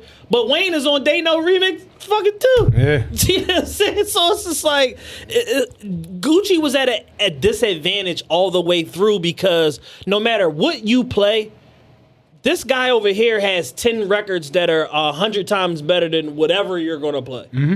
And the production difference was just such on display where it's like, God damn, like Jeezy is playing the greatest, most well-produced trap music I ever heard in my life. This shit sounds like magical. Mm-hmm. And Gucci playing some shit that sound like me and you made it in the trunk. When Gucci did do the truth and he went into the antics of the whole situation with what's his name that got killed? Pookie Loc. That set off a firestorm of comments and people going crazy and like, oh, Jeezy a clown. He let him play that shit in front of him and do it in front of him and this, that, and the third. And my response simply was, did y'all expect Jay Jenkins, right? Young Jeezy, multi-platinum, multi-millionaire, to stand up on a live stream with 1.8 million people watching it and shoot Gucci in the face? Is that what y'all honestly saw happening? So that y'all could turn around the next day and say, damn, Jeezy a stupid ass nigga. He don't have Atlanta. Why would he do Why would he do that shit like that? If I don't have Atlanta, ain't nobody gonna take me out of my spot. It's like the internet. It makes no sense. The internet is such a dangerous, frustrating place. Yo, man. I had a conversation with my homegirl yesterday, dog. We're gonna get into that. We'll go into it. I'm almost done. Like the internet is such a dangerous, frustrating place, man, because people will bait you to do some stupid shit. Then when you get tired of being baited and do the stupid shit and throw your life away and get tricked out of your spot, they're gonna say, damn, why would he do that? Like, that's crazy. That nigga tripping. That nigga tripping, like, why? I mean, it's only the internet. Why would he, like... We was bitten. Like, no. And it'd be like, you could have made dinner for your children instead of bitten. Remember when bitten was like fun as shit? Yeah.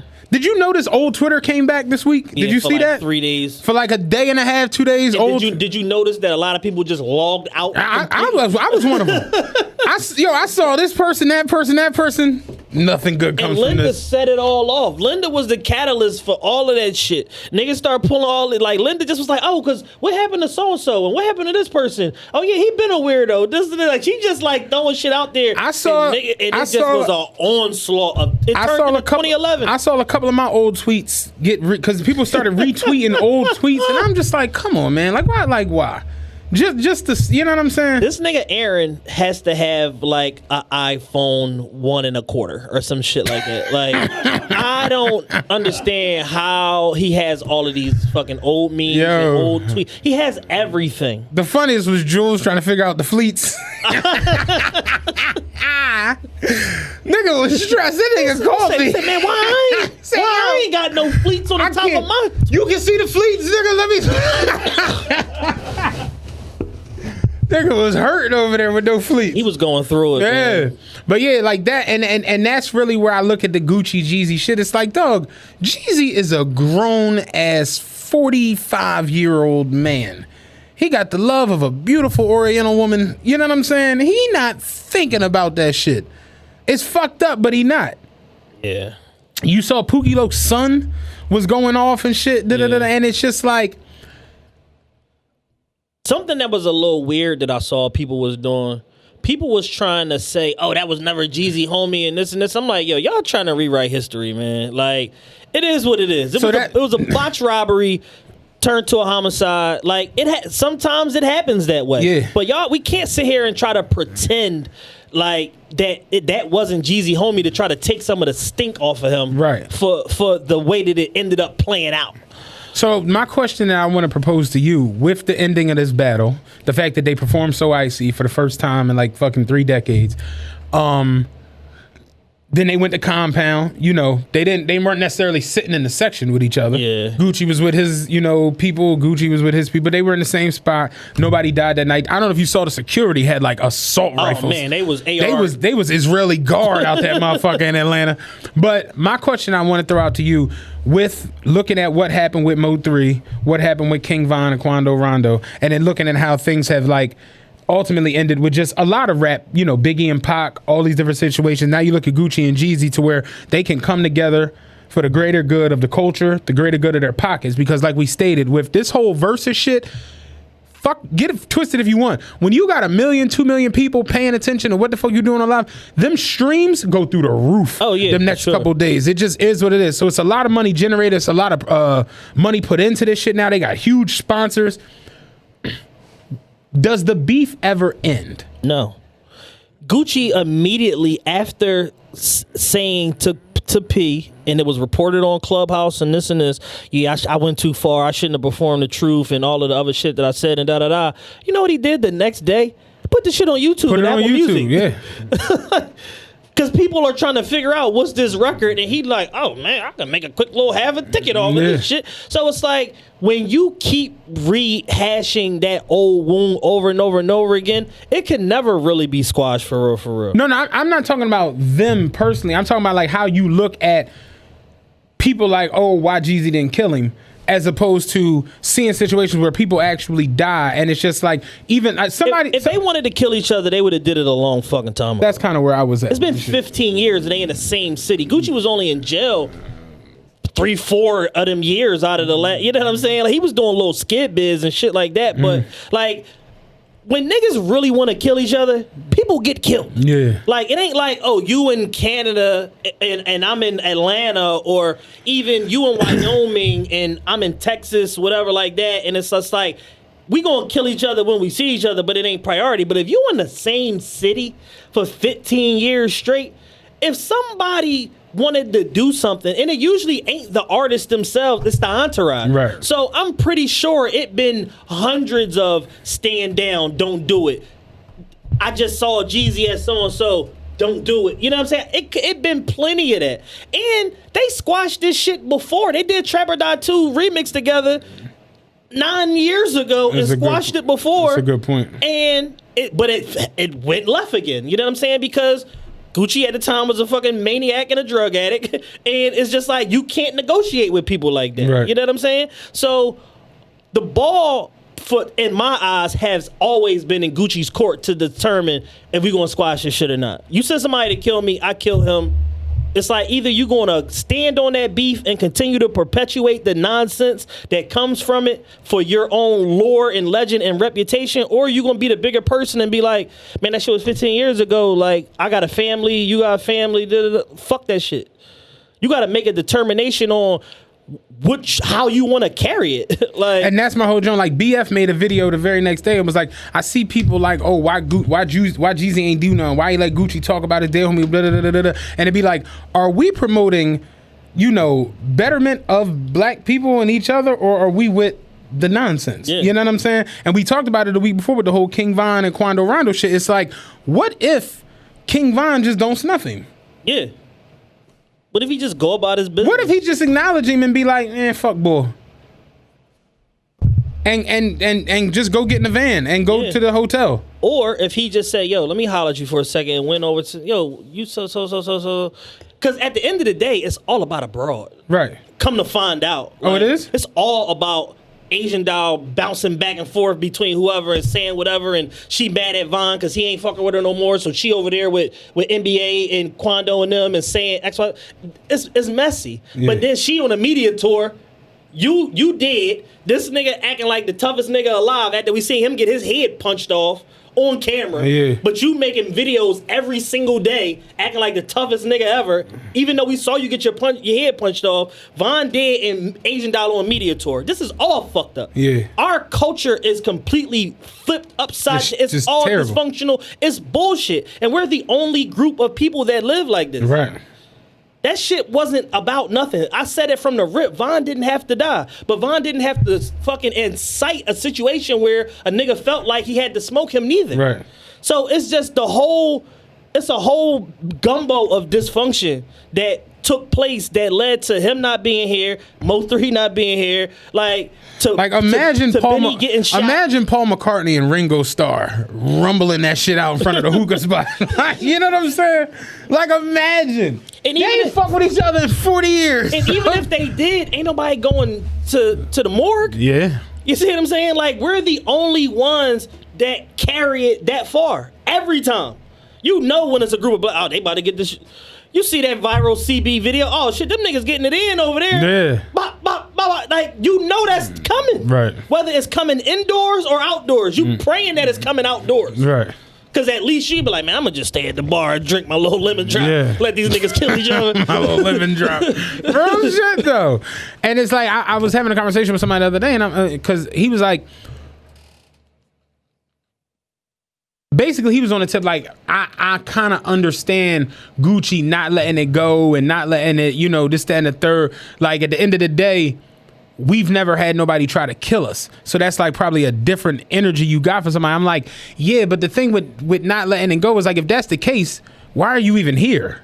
Why show up? You know what I'm saying? If you on that much of a drummer, you got that much principles as far as like, I can't fuck with, like, you came here on some like, no, because we can get some money out of this shit, and it's just, but then you get here and you go over there with it. Exactly. And like I said, though, to me, it almost felt WWE-ish. Yeah. Because at the end of this whole shit, y'all niggas had planned to do So Icy together. Yeah. So for me, that's why I'm like, why even put that shit out there then? Why even if you want to do the song and be like, yeah, that was another point in time period, me and this man have since hashed it, but that's part of my story, so I wanted to tell it. But for you to go into the antics of send some more, I put them in the dirt, and we smoking on Pookie Low, it's you inspiring too many young knuckleheads. We just talked about, it was 15 shootings over the weekend in Philly. It was all teenagers. All teenagers. Did you see the nigga got killed in front of City Hall? No. With the dirt bike? Oh, yeah. I did see that. At Center Square. Yeah. At 6 o'clock. Yo, wildin'. Yeah, nigga got out the car and shot him the fuck up. In front of City Hall, where they filmed Trading Places. Like, yeah, like, but you look at the whole shit with Gucci, and it's just like, yeah, this is kind of what this is perpetuating. You know what I'm saying? Yeah. And it sounds crazy, but people really look up to these dudes. We necessarily don't. They just entertainers. Yeah. But there's a whole generation of people like 21 Savage and Amigos and all these dudes that Gucci put on. They look at you like a god, for real. Yeah. So this is why you had so many people like, man, Jeezy, a whole Gucci, fuck, because and comparatively speaking, right, 21 Savage is one of the more woke. It ain't really reflected in his music, but when you hear him talk and have interviews, and he got a lot of fucking sense. Mm-hmm. And this beef has such a hold upon their whole neighborhood that he's still like, man, fuck Jeezy, you bitch ass nigga. Da, da, da. Like, he said it on his new album. I could never do a song with Jeezy and something to that effect and call him a pussy or whatever, just randomly. You know what I'm saying? Like, this shit run deep over the annals of Atlanta, and you know what I'm saying? Like, and niggas, 21 Savage manager was on Joe Budden podcast, and he was talking about this shit, and he was like, man, he said the difference between Gucci and Jeezy is that Gucci is an Atlanta nigga. You know where he from. He from Zone 6, Boulder Crest, Flash Show, over by the fucking Sunoco and this and this and this and this and this. And Jeezy's just a nigga from Atlanta that don't have no hood, that don't nobody claim. And he hung around a bunch of other niggas that was from here, there, and everywhere at a time when they represented the streets. Mm-hmm. So he gets the Atlanta cred from the BMF affiliation, but he ain't from nowhere and he ain't on shit. So Gucci is always going to be our king, because every single time you talk to somebody about Jeezy, it's always, oh, I used to fuck with Jeezy. I used to be around Jeezy. I used to do music with Jeezy. I used to da-da-da. It's like he fall out with everybody. So what that tell you is him. So people mix all of that in. I don't want to like the overall production part of two artists coming together to do a fucking show, which is all Verzuz is now. I could be wrong, but I don't think Jeezy's from Atlanta. No, I don't think he's from Georgia at all. I feel like he's from South Carolina. I feel like he said that in a couple tracks. I think so too. Where's Jeezy from? Fucking Columbia. Columbia, South Carolina. Yeah, And fucking Ross said he was from Cleveland. he said it in a couple tracks. Ross said you claim the A, nigga, but you really from Cleveland. Ross was tripping. Hey man, but yeah, Jeezy, I think he's from Columbia, South Carolina. I know I wasn't fucking tripping, Yeah. but Ross, not to go off subject, Ross gives the best interviews ever, Bar none. in a million years. There is no one funnier. And the thing with Ross is he's unintentionally funny. So I stumbled upon this Rick Ross interview the other day. I still, for a million years, cannot understand why this interview happened. They were interviewing this motherfucker. It was two white dudes who were like in like sports radio. They were interviewing him about. Was it Dan Le Batard and his pop? Nah. Okay. They were interviewing him about steroids in baseball. I was like, why is he even on this? And as much, the crazy part is his answer made sense, but it's Rick Ross, so you know the silly shit is coming.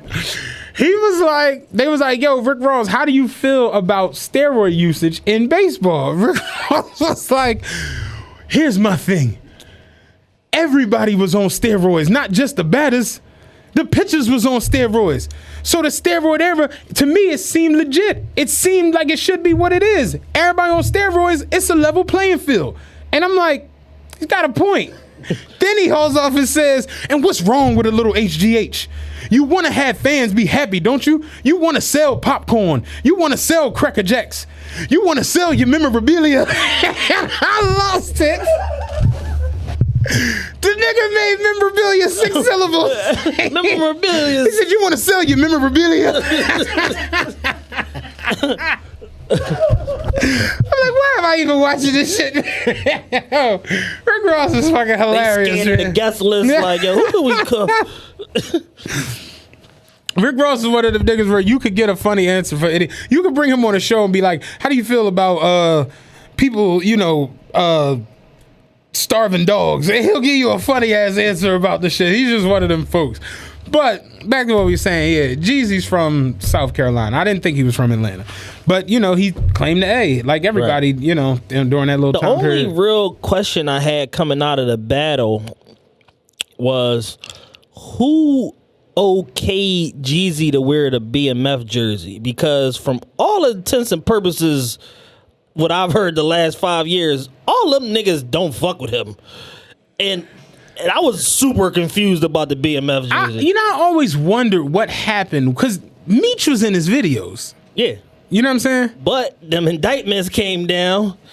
Niggas got left, niggas got low, and then people needed to start paying for stuff, and money started getting seized and this, and they said, dude, Jeezy was MIA, and numbers get changed. People start calling, yo, so we got Meech on the three-way, All right, yeah, hold on, give me a second. Click off. Nigga try to call back the number different. Like they said he played them games. You know what I'm saying? And it's like Pimp C said, you got to be with certain shit with the good times and the bad times. You know what I'm saying? Like that BMF stamp meant everything at that time for him and them. Because as much as they legitimized him in the streets, he legitimized them in the music industry, right? Because Blue Da Vinci was never going to do it. Right. Barima McKnight was never going to do it in a zillion years. Baby D was never going to do it. Do Fab still fuck with them? Fab kind of, Fab. Because he was like affiliated with them. But Fab is a knucklehead himself, and he had his own. They was already clubbing people upside the head and stabbing basketball players and all that type of shit before Meech and them got into the picture. All them Bridgeport niggas and Coney Island niggas, and they was already menacing their way through the streets, and they was like, oh, we could. It's 80 of y'all. We could menace together. What? Bring it on, baby. We could menace together. We could menace in unison. Like, yeah. You know what I'm saying? They were terrorizing people. You know what I'm saying? But you know, Jeezy was on some get money. He had what he had going on. But so that was my only question. Was just like, damn, like all right, I get it about the error in the field. It is but weird to me at how the whole like allure of Jeezy has kind of shifted. Have you noticed that? Yes. To where it's like, it's not the, like when Jeezy first showed up, you know, TM101, and you heard all the stories of like Meech with the 62 boxing in Hove 62 at the video, just, you know what I'm saying, on the strip. The fact that they took the fake money out of the boxes and put real money in the boxes for the album cover, and just all these different things. And then literally every song is like, you know, I know Big Meech, the real Big Meech. It's over for you clowns. Who's my nigga hit them streets? And it was just all these different little like intangibles that a lot of other rappers just didn't have. You know what I mean? Then one day it just stopped. It's like it just stopped completely. And now you got people to where it's like, man, I don't fuck with Jeezy. Even like dudes who I know who are like older that are like real heavy and did certain. I don't fuck with Jeezy, man. Jeezy be on some weird shit. And it's just he got with the Asian lady and black women is like fuck out of here with. It's just wild how it's like kind of shifted. Yeah, you know what I mean? It's definitely not the same. It's nowhere close to what it was. It's definitely not the same. I mean, it's just, you know, people, you know, in Jeezy's defense, what did y'all want him to do? Keep flying the flag and get his ass indicted too? You know what I'm saying? But in certain situations, God blesses you. But normally, when it come to the feds, you don't miss no indictments. Meaning, like, if you're supposed to be a part of an indictment, they gonna get your ass at some point. That's why they have superseding indictments. Right. Because somebody gonna tell something, somebody gonna say something, somebody seen something that they forgot that they seen, and this and that. And all it takes is you to have done one thing when we building a RICO to make you a part of it. Jeezy said it on you ever hear Better Believe It? Yeah. With Boosie and Webby. He said I can't think of the line. In the right place at the wrong time, on the right line with the wrong name, in the right car with the wrong thing. Like, that's really how. That's all it take. That's all it take. And boom. Yep. Ain't no more TMs. You know what I'm saying? Shit is crazy. Yep. But like, yeah, that's my whole joint. Like, evolution is supposed to happen. Like, you're supposed to grow. Like, you're supposed to want growth. You know, Jeezy did what was best for self-preservation given the situation, but when you dealing with a group of niggas and there's 40 of them and they all go to jail, niggas ain't really trying to hear that shit because they want you in here with them. So it's like, nigga, we either gonna ball together or we gonna fall together. You need to get your ass in the jail cell too, motherfucker. And it's the dumbest shit ever, but that's literally how niggas be thinking. Like, hold on, how so-and-so ain't, hold on, we all got indicted? So where Taquan at? Why the fuck? And then all them questions start because the way that the feds work is all off of snitches. So now, if we all in here and you was right there with us when we did everything that we did, why the fuck? But you I don't not think in here? Jeezy was like, and that's the thing. Like, so that's it wasn't where, like a Tekashi situation where it's like Jeezy wasn't ordering hits or doing, you know what I'm saying, doing Exactly. XYZ. So that's where the unraveling of the lore of which Jeezy, also takes away from his drum because it's like, oh, you wasn't doing shit. you didn't do shit. Exactly. So that's why I said them indictments don't usually 99% of the time the indictment we've unpacked it. Yeah, the indictment don't miss you. You didn't do shit. Right. That's why you didn't get indicted. So you don't like to mix Arm & Hammer with your coke. Because the other rapper, Blue Da Vinci, he got indicted. Right. He did 5 years. He told, but that's another story. But he went to jail. You know what I'm saying? He pulled a safety valve when he got there, but that nigga went to jail. Right. Because you did something. You know what I'm saying? And Meech was mad about what he did because you didn't have to do it. It's like that, John. What was that fucking Superfly, the new Superfly, where the ball is just the muscle, and he want to get in the dope game so bad, and as soon as he do, he get a brick, get his ass locked up the same fucking night. It's that sort of shit, and it's like, damn, dog, like I told you not to. We got this. Like, just be music. Right. You wanted to be a dope boy. You around this shit so much, you wanted to start trying to be a dope boy, got your dumb ass indicted along with us when I needed you out here to fly the flag for the legit part of the company, you stupid motherfucker. Too much food and beverage. Or should have stayed in food and beverage. Should have stayed in food and beverage. Yeah. You know what Too I'm much saying? flossing. So yeah, we unpacked it. You didn't get indicted because you didn't do shit, but niggas is like, well, damn, you off the music, like. It's like it really had you like. Was it taking too long to lock up? Like, you know what I'm Was saying? it actually taking too long? like, damn. And it's like, yeah, I get it. I say it all the time. Rap is full of lies. That's what it is. It's full of embellishing. Realistically, all music. All music is some shit somebody sits down and they write. We talked about it 2 weeks ago. Nobody asked if Bruce Springsteen was really down Cape May. Nobody cares whether or not Elton John really knew a bitch named Susie. You know what I'm saying? Right. But he tell you, me and Susie had a lot of fun. Like, you don't nobody care if he really knew the bitch named Susie. Right. But in rap, Elton John been gay since the 1930s. Ain't nobody questioned him and Susie. Right, right, exactly. Been gay. Well, I'll be sliding off a little bit Susie right now. No, I ain't told nobody trip. Little pink flamingo shit. Yeah. It's just for the stage. You know what I'm saying? But when it come to rap, it's like I sold the brick. Where was the brick? Where did it get sold? What type of stamp did it have on it? What did it smell like? Jay-Z is a billionaire with an almost billionaire wife with 3 children. He's 60.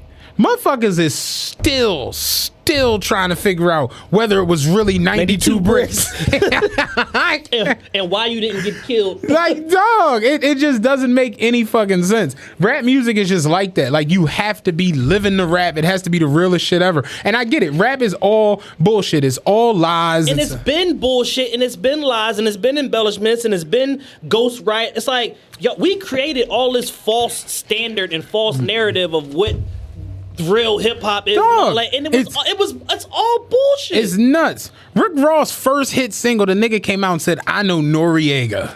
The real Noriega. Manuel Noriega. Like, what? And not only do I know him, this nigga's in debt with me. Like, so you telling me Manuel Noriega is indebted to the same nigga that was a background singer for Trina? Like, what? How did that happen? Like, that's rap music, dog. He's got any cigarettes in his But that's rap music, so I get it. It's all embellishing. It's all, you know, it's just what it is. So I'm like, I don't understand why you have to be held to a certain standard or certain joint when it comes to certain rappers and not other rappers. Yeah. That shit is kind of bizarre to me. But that's the imagery you sell. Being a street rapper is exhausting. We talked about it a couple weeks ago. Being a rapper is ridiculous, period. But being a street rapper sounds absolutely insane. J. Cole seems to have a pretty, like, relaxed life. Kendrick too, for a certain extent, comparatively speaking. But like, if you ever was like, man, I shot the gat and it went black. If you ever did that in one of your songs, I know your life is a fucking mess. It's stressful as fuck, man. Mm-hmm. It's hard as hell trying to be a rapper, man. I want to talk about some of these other verses. These imaginary verses that have like taken over. There was a flyer that popped up and then disappeared. Listen, I know and it was Lil Wayne and T.I. Oh, I saw one worse than that. And my initial reaction to this was, Lil Wayne doesn't even know how to work a computer. He doesn't even know how to cut a computer on. Like my new MacBook Air has a fingerprint scan in order. Lil Wayne would be so perplexed. Duh. He would take the computer and put wheels on it and try to use it as a skateboard rather than try to just put the fingerprint scanner on it and open the computer. Lil Wayne released Carter 3. Can we do this real quick before we go into the verses? Carter 3. No Ceilings 3. You looked at me like, what? I'm like, he did? No Ceilings 3 came out. It's one of the best mixtapes I've heard in a while. Wayne is fucking this joint up. And this is my fucking issue when it comes to Lil Wayne and like the whole shit with Donald Trump. And this is how I like, he never knows what's going the fuck on. Never. He uploaded the mixtape on Dat Piff. I swear to God. In conjunction with World Star Hip Hop. I didn't realize Dat Piff was still a website. No bullshit. I haven't been on Dat Piff 06, maybe. maybe 07. He's the only one keeping it alive, apparently. Like, even if he would have did my mixtapes, I'd have been like, all right, that's at least like the last 5 years. Yo. Nigga went that piff. That nigga put the No Ceilings 3 on that piff. I'm like, Wayne is a psychopath, yo. And he put out his own registered website, noceilings3.com. With a media player on it. I will never forgive him for this. Why, yo? And the thing is, right, when it comes to promotion, you have DJ Khaled, the king of kings when it comes to promotion, and you have Lil Wayne, who, albeit a dinosaur, has managed to transition into the digital age beautifully. Right. We just talked about it a couple weeks ago. He's in the top 6 of the most fucking streamed artists for Southern hip hop. Right. He's doing like 330 million streams a month or some old goofy shit like that. Mm-hmm. He should not be doing that. Mm-hmm. His fans just transition and go wherever he goes. When he was on fucking 8 tracks, they was on 8 tracks. When he was on fucking CDs, they was on CDs. When he was on mini discs for 11 days, they was on mini discs. The mini discs. Like, when it went digital, he fucking had a #1 album just off all digital. I'm Not a Human Being. Then 2 weeks later, the nigga put out the physical, and then they went #1 again. Like, crazy shit like that. Like, he has a different type of fan base. His curse is that, 1, he never knows what the fuck is going on, and then 2, the people around him that handle his business never tell him no. Yeah. They just let him just do whatever the fuck he wants to do. Because they get new foreigns and Young Money chains every fucking year. And now he done got the money, so He got the money. it's over. Lil Wayne had a week where he took over Eliante Page. I said, oh, not only did he get the money, he got all the money. Yeah, he's blowing this shit. He's fucking this bread He's up. letting it fly. Like, Wayne got 51% of Young Money going back to the original shit, and then he got 100% Going of it forward. starting in 2018 Right. going forward. crazy. Wayne is rich as a motherfucker. All that Drake money, all that Nicki, he's still getting Tiger money. It's crazy. And now he got full control of the ship. And you know what's crazy? You know what the biggest thing I took away from No Ceilings 3? Out West with Young Thug is phenomenal. And it just went, to me, it's like, what if Birdman wasn't a dickhead? Yeah. What if instead of trying to have them literally kill each other, Literally. he would have put them together? What if we would have got a Carter times Barter? What if? Yeah. Carter Barter mixtape. Yeah. And it's just like, damn, yo, Birdman really a jackass, yo. You had Wayne, you had Nicki, you had Tiger, you had motherfucking Wayne. You literally had access to Thug and Rich Homie Quan. Yeah. And you botched it. Just completely botched it. Like, imagine that being your rundown of people. And you botched it solely because you wouldn't take care of the guy that caused all of this. And the same way... He's the causality for all of this. The same way P and all of them came up, you know, out of nowhere, and it's like, oh shit, they the new, you know, they got the City Girls, and Gucci looked out, got the Migos and every fucking thing else. It's like, let's say y'all would have locked down Young Thug and Rich Homie Quan and stayed the powerhouse that y'all were as Young Money. Yeah. You know that leads into Lil Baby. Yeah. You know what I'm saying? And it's just Lil like... Baby came from Young Thug. Young Thug. That's what I'm saying. And it's just like, damn, yo, like Birdman really fucked up like $1 trillion situation.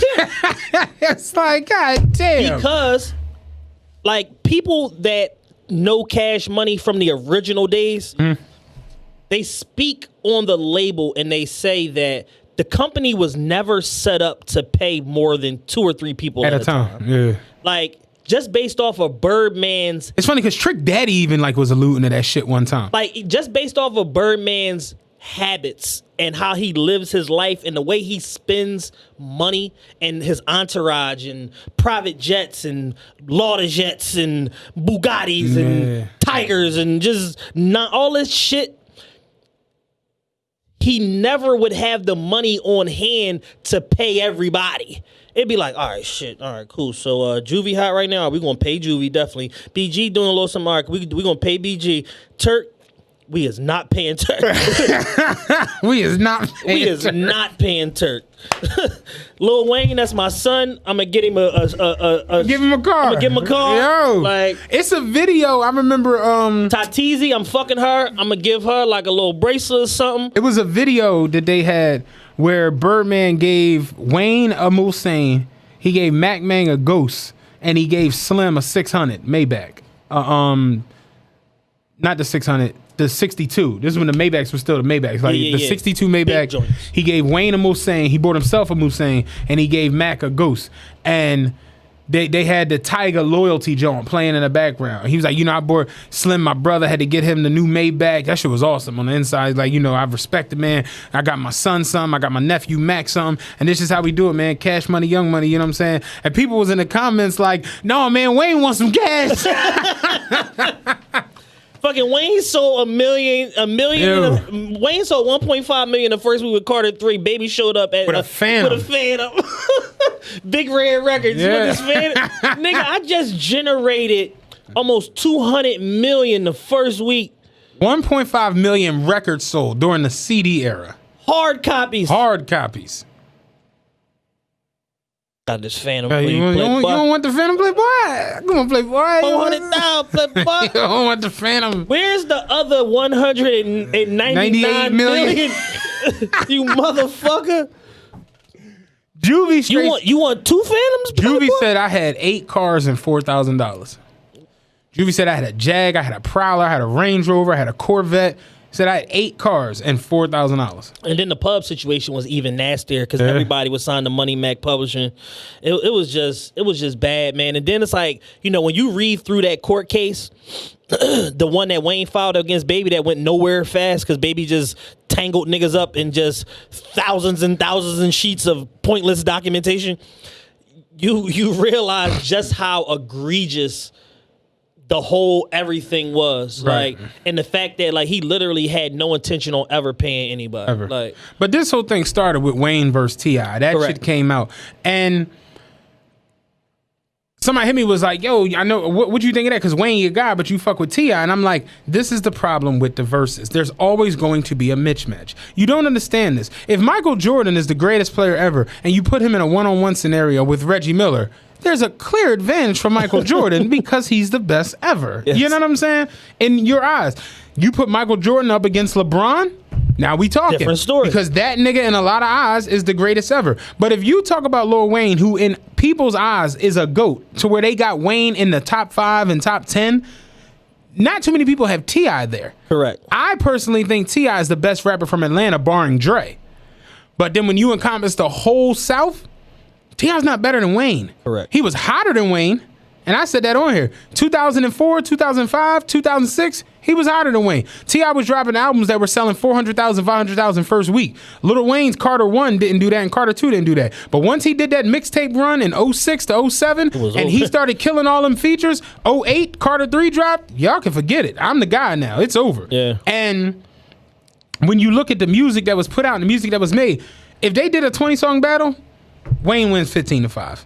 And I'm being generous with what you know about that. And, you don't know me and shit like that. But Wayne has hustler music. Wayne has money on my mind. He just has tracks that are just... Wayne has a milli. Yeah, it's just songs that are what just... the fuck do you play when Wayne drops a milli? I don't care if he dropped the Corey Guns unmixed version. It's a milli.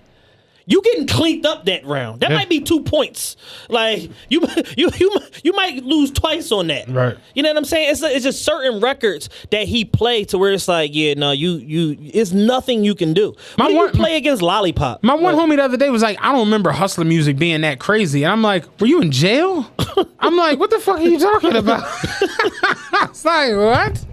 Hustler music changed everything. Hustler music, Money on My Mind, the best rapper alive. It's too much shit. The Carter 3 is an album of hits. Every song is a hit. Some are bigger than others, but every song placed and charted at a time where motherfuckers wasn't doing that shit. He got a song on there with Robin Thicke that wound up having a video and a whole run. The Shooter joint. Yeah. That was like the 9th single from that from that joint. It was crazy. It was wild. He got comfortable on there with fucking Babyface. A real song with Baby, not a sample. Yeah. The nigga got a real song produced by Kanye West with Babyface on the hook. What the fuck are you playing against that? It was wild, man. Carter 3 was a wild time. You know what I'm saying? So it's like, I just want to tip I got Wayne. I just went through I was looking at I Am Not a Human Being last night, which is not a great album, but it's some shit on there. Right above it all is on there. Right above it. Right above it, I'm Single with Drake. Bill Gates is on that. I'm fucking Single album. was a fucking moment.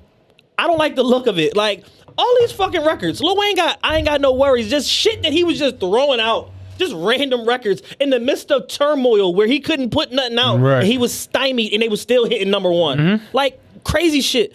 And I think people, because of his, like, you know, the recency bias in hip hop leads us, even though T.I. hasn't put out a lot of music, when he has, it's been cleaner. Right. Over the last decade. So people have this recency bias of Wayne to where it's like, oh, he just put out all garbage the last 10 years. And I'm like, y'all know he couldn't put out music the last 8 years in a row. Like 2012 to 2020, he couldn't put out shit. He just now at the end of 19 got all his clearances, all that shit, and started putting music out again. And what the nigga do? Put out the Carter 5, which had a fucking another smash record with Kendrick on there. Album went number one, sold fucking 600,000 copies. Turned around, came back, put the Funeral out, and then put out the Carter 5 fucking deluxe. Then had a crazy performance on Lil Baby's album, which was everybody's pick for album of the year. But do we not want to talk about that? Wayne got 2 number 1s recently. Yeah. The Funeral and Carter 5 both. No, I'm talking about songs. Oh, songs, yeah. The Joan with Justin Bieber and Quavo and Chance. Yeah, from Khaled album. What the fuck is the name of that song? They said it sounded like carnival music. I'm the one. I'm the one. Yeah. Like, it's crazy. It's like he's still ripping off number 1 records. It's wild as fuck. As an artist that's literally handcuffed, can't release shit, but Birdman like, oh, that's for Khaled album. I ain't never paid Khaled neither. I ain't gonna put this. I ain't never paid Khaled neither. I guess you could. I'm a waive my clearance so you could do this little Khaled record shit debut at number 1. I bought Tony Braxton a purse. You know what I'm saying? Like, Birdman never paid anybody. Tina Marie died. Birdman was like, whew. Y'all was liking that album, huh? I was gonna have to pay Tina Marie. Y'all was gonna make the Birdman pay Tina Marie. Y'all played a lot of games. Playboy, it was getting kind of crazy. Playboy, damn. I was gonna make the Birdman pay that Tina Marie. I was gonna make the Birdman pay Tina Marie. Oh, Birdman gonna snap on us. Playboy. It's gonna go right to the probate. Dude, we're gonna have a Breakfast Club moment with Birdman when we finally see him. All 3 of y'all. He's gonna be snapping on dead. And the nigga behind the camera. Yo. All right, last verses, Jones. So we can get the fuck off verses. I don't even know how it started yesterday, but it's Ayo. Was it Ayo? It was Ayo. It would seem like it would be Ayo said, can't nobody touch Mary J. Blige in a verses. I think I was the first one to quote it. You was like, Mariah will smoke her. Mariah will smoke her. And then I commented on it and was like, by a lot. And Ayo was like, I'm not even going back and forth with y'all niggas. He just stopped responding. Yeah. So it turned into everybody else. And I saw some of the most ignorant ass tweets I've ever seen in a while last night. I had to just log off and just lay down. I just simply was like, I attribute it to, like we talk about all the time, the one thing that changed my perspective on just life was when I started going state to state and going all over this country. Because when I got to Seattle, or when I got to Compton, or when I got to Roswell, New Mexico, or Laredo, Texas, or Salt Lake City, Utah, or Spokane, Washington, or North Butte, or going to Indiana, Gary, Indiana, these are all places I've been. Yeah. You realize that these people that are in these different places, while they might have similarities in McDonald's and Walmarts and all of that type shit, they ultimately don't give a fuck about what you think and what's going on in your community or around you. Zero fucks. There are people, I'm not trying to be funny. There's niggas, I saw them in Seattle, Washington, who were riding around in Range Rovers with 24-inch rims. I saw niggas riding around in Porsches, all that type shit. There's people getting money everywhere and doing what they do. They don't give a fuck about corporate thugging when it come on. The way Philly bitches act, the way Philly, you know what I'm saying? Right, like it's the Holy Grail. Like, so people really be having it like almost like etched into their brains. It was like, no, I remember being in, I was at Fatima's and I just ordered a bucket of Zima. I remember being in Natalie's and fucking corporate thugging came on and all the bitches took their shirts off and was pouring Henny all like and it just be like, you gotta understand, not everybody feels that way. Exactly. But what you can always look for in consensus is album performance, critical response, commercial response, and touring and sales. Yes. That shit matters. Because at the end of the day, yes, niggas. It's a metric. It's a metric to the shit. So me personally, when I look at somebody like Mariah Carey, who's been around since 1992, and I look at the success that she's had since 1992, and I look at the amount of number one songs she's put out, the amount of number one records she puts out, the amount of money she's made. Mariah Carey's worth like fucking $600 million. Exactly. You know what I'm saying? And I look at like, she was married to Tommy Mottola. She was married to the chairman of Columbia. Tommy Mottola's like, I'm cool on all these other bitches. Like, real talk. It's like you look at that and it's just like nobody can fuck with Mariah. She's the only woman, in my opinion, who could go back and forth with Mariah as far as hit records, as far as importance to the music game, as far as octave range of singing, having a distinctive voice who people love and cherish. It's Whitney Houston. Yeah. That's it. That's it. It's not Mary J. Blige, not Beyonce, not A. Marie, not motherfucking, who else y'all love? What the bitch that with Big Sean? Gina, none of them. This is just stupid. And here's the other part, right? When Mariah show up, it's a moment. Yo. When she come in a room with the motherfucking mink with the train all the way back to the Rolls Royce and it's still coming through this motherfucker. And 3 puppies. And 3 puppies and a fucking diamond necklace that's so clear you can see through that motherfucker. Like, that shit means something. When she was doing them Cameron remixes and all that old shit, people was like, what the fuck? Like, y'all got Mariah on Linux? Like, what's going on? When Mariah was in State Property 2, motherfuckers was like, the fuck is Mariah doing? Like, she was really fucking with Dame Dash. Yeah, you know like, what I'm saying? I'm saying, like, she's a person that don't gotta do nothing that she don't want to do. And it's been that way from 1992. She sold 9 milli out the gate and had 4 number ones off her debut album. Mariah Carey net worth $570 million. The question somebody had on the forum is, how is she so goddamn rich? And they got answers on here. It was like, she's the 3rd best-selling female in recording history, behind Barbra Streisand and Madonna. One song alone, All I Want for Christmas, has gone number one several times and has earned her a reported $65 million since 1994. It's one song. One song has made her $65 million. That's crazy. Yeah. And it's like, yeah, that shit goes number one like every other year. And she writes her own music. It's nuts. It's Yeah, real shit. this is the time. It's November 30th. About tomorrow, that motherfucker be number one again. Real shit. And I said on the joint, I'm like, yo, Mariah got 19 number ones. Like, she could literally do a 20-song battle and everything I play is a number one record. And you figure out what you... Not to mention the number 2s, 3s, 4s, 5s, and 6s. Like, because the Jones that y'all culturally love aren't even number ones. They ain't the number ones. She got a 60 piece of records before we even start. You know what I noticed? I saw somebody yesterday was like, fuck out of here, like y'all really fuck with like glitter. And I was like, why do y'all go to the work? That's like when if Jay-Z battles, people like, y'all really think Kingdom Come was hot? Like Hove got 20s, and it's just like, huh? And I told, now C said that dumb shit, and I was like, bro. I don't know, I forgot who said that. I said, bro, you know, I don't follow nobody. If you think that she's even looking at them records, that's the reason why we at different ends of the spectrum. And that's what I'm saying, like even debating some of this shit. If you think Mariah don't got a 50 piece before it even start to give you like, oh, well, maybe no, she got at least 60 top 10s, at least. So if you think, oh yeah, let me play something from Charm Bracelet, let me dust this off. Let me drop this from the Glitter soundtrack. Old dirty record. Yo, I told my homie yesterday, I'm like, bro, she got One Sweet Day with Boyz II Men. That shit was number one for 17 weeks. And like, this is... And I'm glad you brought that point up, because Mary got hits. Mary got number ones and all that shit. All that shit. Those are great records. But all number ones are not created equally. Mariah got the song of the decade twice. Yeah. She got songs that was number one for 17 weeks in a row, took a break, came back, was number one again for 19 more weeks in a row. Like, shit like that.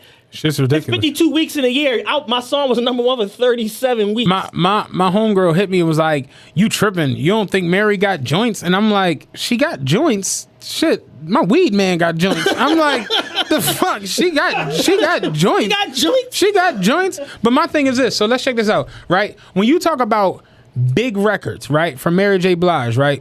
One of her biggest, most successful records she ever put out is "Be Without You." Yeah. Right? Joan she wrote about Kendu and all that shit. Mariah has "We Belong Together." That blows that out the fucking water. I'm like, you want to look at another really big Mary record, huge record, right? Huge record. "Just Fine." I'm like, Mariah got "Honey." That blows that out the fucking water. And the remix with the locks. You know what I'm saying? I'm like, if you want to be technical, you want to go to Mary. You know, Mary only got one number one. I could believe that. She has one number one record. You know what it is? "Family Affair." Don't want no hateration. Dr. Dre Jones. Number one record. Mariah got "Fantasy." Blows. Don't let her play the joint with Old Dirty on it. Yo, dude, yeah. Like, you tripping. So I'm like, there's no parable in this. Exactly. Because you're talking about, and the crazy part is, those 3 records I just named for Mariah, none of them are number ones. So, I mean, "We Belong Together" is number one. Yeah. But "Fantasy" and "Honey" aren't number ones. 19th biggest hit. Say it again? That's her 19th biggest Dog. So it's like, you We tripping. ain't even talking about "Vision of Love." We ain't talking about "Hero" and every fucking thing else. It's like, this doesn't even, I told him this doesn't make sense, but that's how the Verzuz should be. It's lopsided just on the strength because of the simple fact that there's only one comparable for just about everybody. You understand what I'm saying? Yeah. Like, Jay-Z. In reality, the only comparable for him to do a versus battle, it's either Snoop Dogg or Nas. And that's depending on what angle the battle is going to be. Because you got to match his longevity. Right. Not even Drake. You couldn't even do it. Like, Drake, You don't have enough time. he has a lot more Billboard performance hits, but it's just not enough time. People, you're talking about somebody who started rapping in 95, who was born in 52. You know what I'm saying? Pre-civil rights era.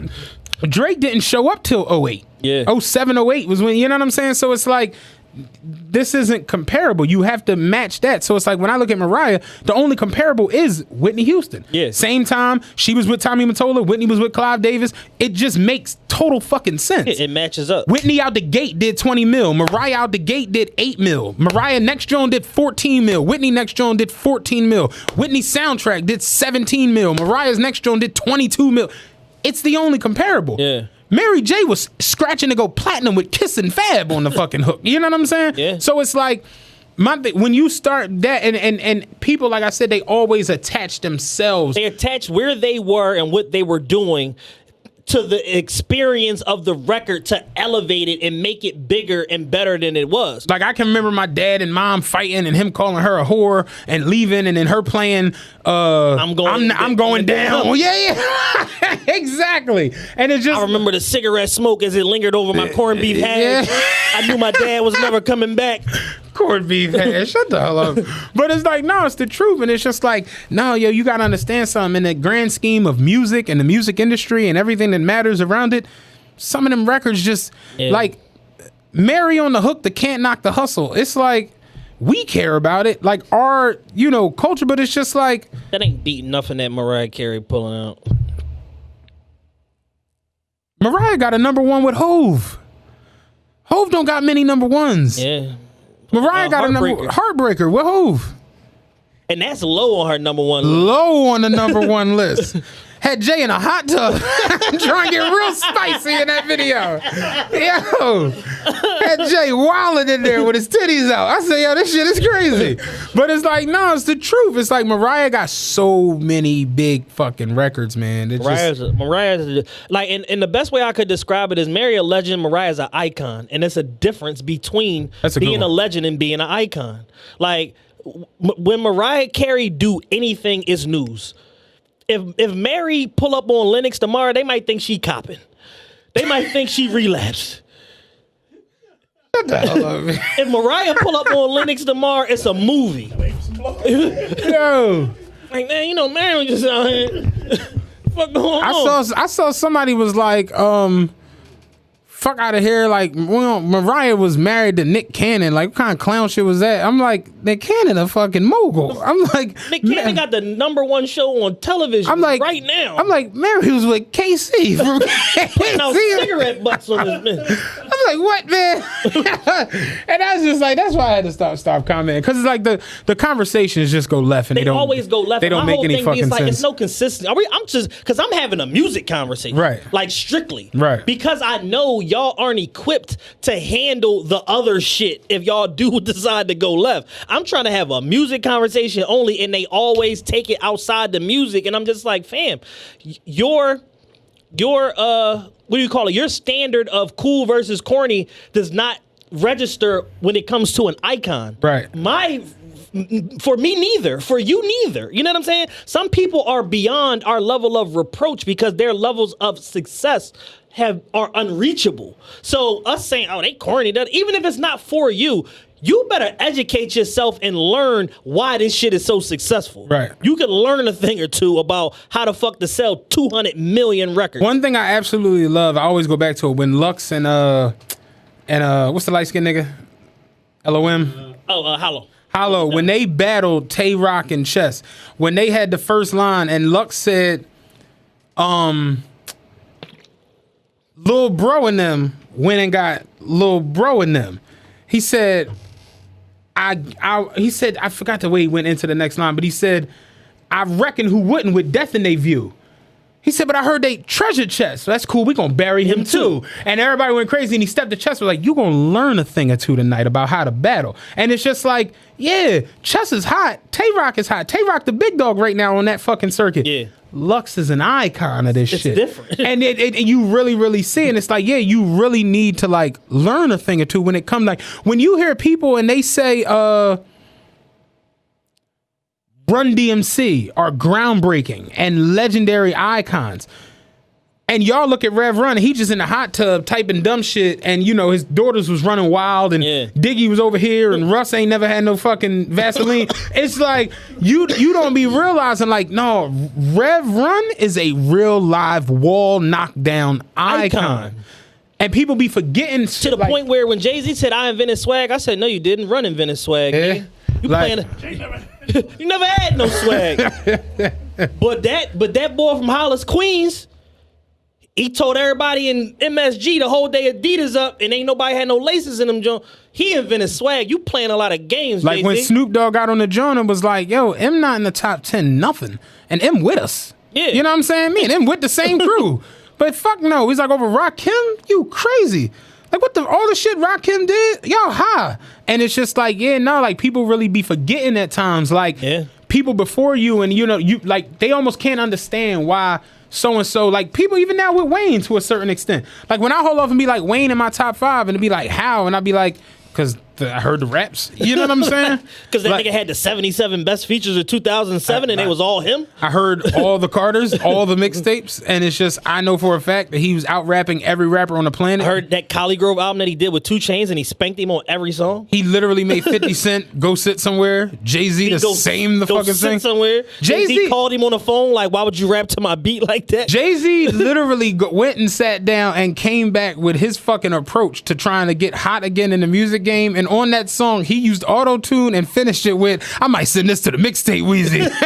You know what I'm saying? So it's like, yeah, nigga, that's why it make total sense. But I see that a lot. People really just don't be having like an understanding of just all music. Yeah. And even like down to like my homie one day was like, you listen to rock and roll? I'm like, yeah, nigga, like rap music is a direct result from the rock and roll chords. You do know black people invented rock and roll, right? Like, you do know the whole Fade to Black album was like a derivative from AC/DC, you know, Back in Black album. You know what I'm saying? It's like, that shit is like, it comes from it. It all like streams together. It's like, you know, Chuck Berry and Little Richard invented rock and roll, right? Yeah. Black guys. Like, when you hear the Takeover. We invented everything. Bluegrass, country, folk, all of that shit. I literally sat there one day playing songs from my homie that he didn't realize were like dead on samples for like rap. And I'm like, The Doors, 5 to 1. That's where Takeover comes from. Fucking Steely Dan, Kid Charlemagne. That's where Champion comes from. On kind of like all of that shit it all runs in the same vein. So it's like, yeah, nigga, like, but motherfuckers really don't ever. And that's the one thing I love about like my pop and my mom. My dad used to straight play rock and roll. I told you, my pop, when Rick Ross came out, who is this clown talking about he the boss? Bruce Springsteen is the boss. I was pissed because you know that's Bruce Springsteen nickname is the boss. Who is this clown talking about he the boss? And it's like, nah, it's the truth. So rock and roll definitely runs hand in hand. So I listen to a lot of that shit. But motherfuckers really just don't take time to just understand music. Like my favorite genre of music is pop music. Yo, I hate rap music. I love rock. I ain't gonna hold you. I love like the whole thought process behind pop music and how it was redefined in the 90s, where you're literally going into the studio to create something that's going to sell the most amount of fucking records in history. Right. And to actually do that shit, like when it works, that shit is hard as a motherfucker. The shit Mike and Janet was doing and all that and crazy the shit. Backstreet Boys and NSYNC and all of that shit, and then what you got from it once the boy band shit fell apart, and then all right, we just got Justin Timberlake and like that the shit. evolution of Justin Bieber's and all of that And type Pink shit. and all of that, like that shit is hard. Avril Lavigne's and Like all of that. we're trying to sell 20 million singles. And then you go in there and you create some shit that the first one sell 20, the second one sell 24, and the third one sells 16. And you're like, what the fuck? And then you turn around and do it again. Right. Like that shit is hard as a motherfucker to literally make something that's pleasing to everybody across the board. Some shit you can play in supermarkets, at roller rinks, Exactly. on commercials, at fucking football games. Yeah, it's crazy as shit. That shit is crazy as a motherfucker. And then people be like, almost like, damn, man, even us at times, why rappers don't get the look to be on this or be on that? And it'd be like, because he got the ratchet out. Yeah, the content is fucked.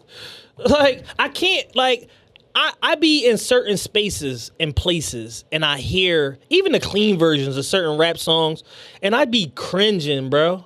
Like, that shit be, like, embarrassing. I was just about to say that. Like, yo, people got their kids, people grandmothers, shit like that. When some rap come on and you in the right setting, you definitely do be like, what the fuck? Like, how did this even get on the playlist? and it's so And as a teenager, I never understood it. It's so funny because you know I be making a playlist. So I got one playlist called Supermarket Music, where it's got like all of the shit that you would hear when you in Target and the supermarket, and it's like all of like the what's the random song on there? I'm not gonna write you a love song, all that type shit. Yeah. And people download it and be like, yo, that playlist funny as shit. That's really how the music be in the stores.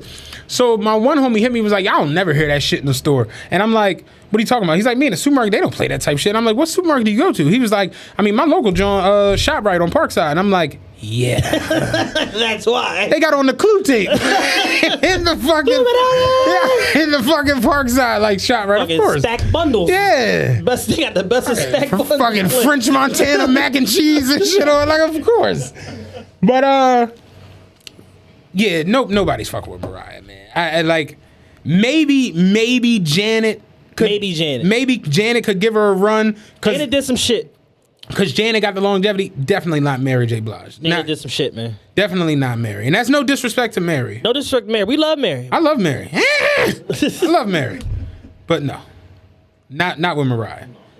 Mariah's an icon, and if you don't look at Mariah as an icon, you need to go figure the fuck out why the fuck you don't look at Mariah as an icon. Yeah. Because she's an icon. You need to educate yourself. She's an absolute icon.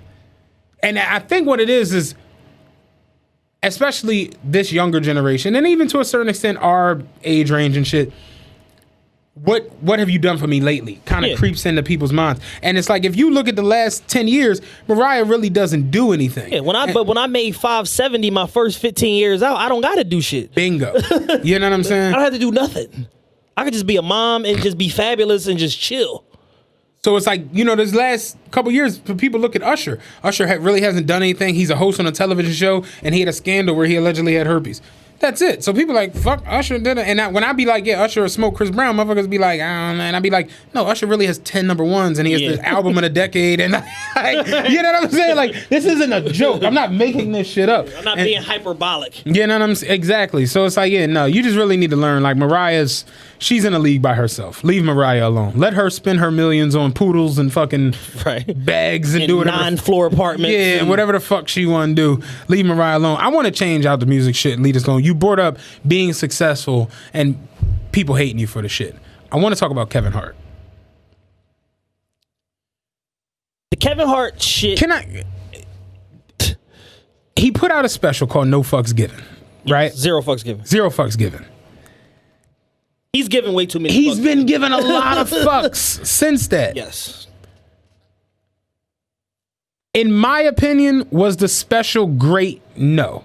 Was it good? Not really. It was okay. It was watchable. It was Kevin Hart being Kevin Hart. Yeah, I watched it on like what did it come out on, like a Monday or a Tuesday? I watched it at like Wednesday, like 1 a.m. when I came home from work. I watched it like 7, 8 o'clock. It took an hour and 20 minutes out of my day. I was like, this ain't that funny. It ain't terrible though. I get what he's doing.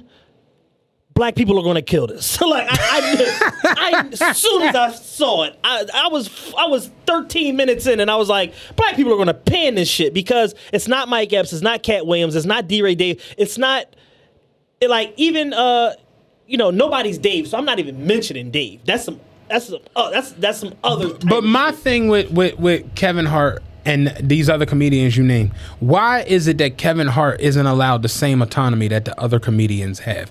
Cat Williams has been a low-level pimp his entire existence.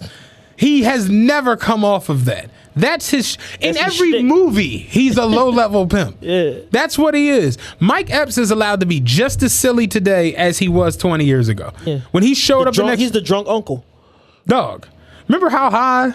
When they was coming up in the party, he picked the midget up. I was like, look at little itty bitty bitch. Little itty bitty bitch, you better get up off of me.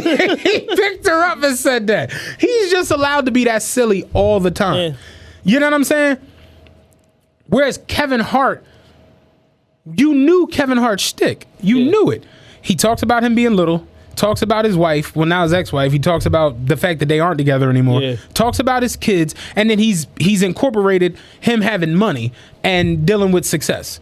That's it. That's all he's ever done. He doesn't do current events. He doesn't do political. He doesn't, you know what I'm saying? He doesn't do those thought-provoking think piece comedy sketches. He doesn't do that. What I would challenge people to do is watch Seinfeld's last comedy special. It's the same shit. Listen, Seinfeld, the same shit since 1990. It's the same. That's what Seinfeld shit. does, yo. The problem is black people don't respond to that type of comedy. Okay.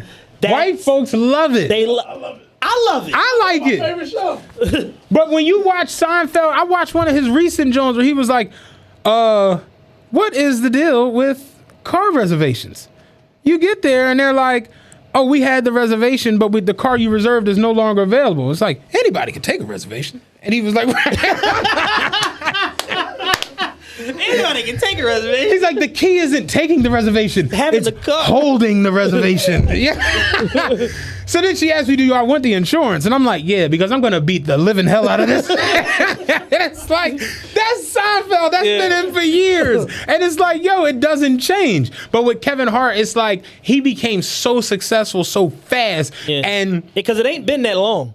No, 7 years, 8 years maybe. Yeah, it ain't been that long. And people are like, oh, why does he change it up? And why doesn't he talk about everything that's going on with voting and everything that's going on with the state of the union and the state of maybe a civil war pending? I'm just like, what the fuck, Kevin Hart, are you talking about? Why do you even want to hear that from him? Why would you want to hear that from Kevin Hart? What? I'm a nigga from North Philly. I dropped out of community college. I fucking ran the comedy circuit. I ended up with a fucking a manager and a mentor that pointed me in the right direction and shit to do. I came to this one showcase. A fucking big agent that repped all these other comedians saw me, took me under his wing, helped me polish my shit. I did the Dame Dash fucking circuit. I did Soul Plane, which is the most critically panned movie in history. The next thing you know, I started getting some like little small looks. And I was in 40-Year-Old Virgin. I was in 40-Year-Old Virgin. I stole my little scene that I had in there. The shit built from there. Then I did Scary Movie 3 and 8. I did every bad movie you could fucking do. Yo. And then I looked up one day and I was fucking next to The Rock. He can't explain what the fuck happened. No. So how do you want him to articulate that into his comedy when he can't explain it? It's nuts. It doesn't happen like that. Right. Motherfuckers be grinding for 20, 30 years. Bernie Mac grinded for 25 years doing comedy to the point where he was like, come on, white people, I'm sorry. What the fuck y'all want me to do? Right. What y'all want me to do, white people? I'm sorry. I'm going to chill out. Remember on Kings of Comedy, he was like, white people, come on, please. I'll take a show from anybody. UPN, CBS, KYW. Yeah, because I'm tired of this shit. Real shit. And the Bernie Mac we saw on television was a glimpse into his life, but it wasn't a glimpse into his comedy. Right. It was nothing like his comedy. Bernie was the king of street comedy. He was the dirtiest cat in the game. Yeah. He was the Ric Flair of comedy. Right. You know what I'm saying? And he had to change his whole thing. Kev never had to change his thing because it's always been one thing. And just at some point, the game caught up to him and it made what he was already doing palatable to these audiences. There's a thing called perfect timing. Yes. I know people don't believe in that shit, but it's real. Man, that shit is the realest. Perfect timing. You could be in the right place, right time with the right shit, and the right people gravitate You towards won't it. go. And it's over. It's Yeah. a rizap. You know what I mean? And that's kind of what happened with Kevin Hart. Was Kevin Hart the best? No. Was he the fucking hardest working? Maybe, maybe not. We don't know that shit. You know what I'm saying? But what it was he put in the work. He got in the right fucking pocket. He got in the right spot. And the shit worked. It just took the fuck off. They was like, yo, The Rock, ironically, stopping wrestling and becoming an actor. Like, people don't even realize The Rock was doing dumb shit. You know what I'm saying? Snitching. Dog, Snitch was awful. God awful. The Rock was in fucking Mummy, and he was in, what's the real bad Joan, where he was like the hitman, but he was like kind of gay. Oh. With it was a sequel with Vince Vaughn, because he was Vince Vaughn's like hitman. You don't be hating? Remember that? I can't remember the name of this shit. Is that your with Puff in it? Nah, it was like Be Cool. Be Cool. Yeah. He was in fucking He was in fucking Be Cool. And it's just like The Rock did a bunch of dumbass fucking movies. But then The Rock put on like another 40, 50 pounds of fucking muscle, became the a Herculean ass nigga. Ironic, he played Hercules and shit. He became that, and they was like, yo, you're funny and big. We need a funny small motherfucker to stand next to you to, you know, be like the Arnold Schwarzenegger, Danny DeVito shit. Kevin Hart pops the fuck up. Boom. Yeah.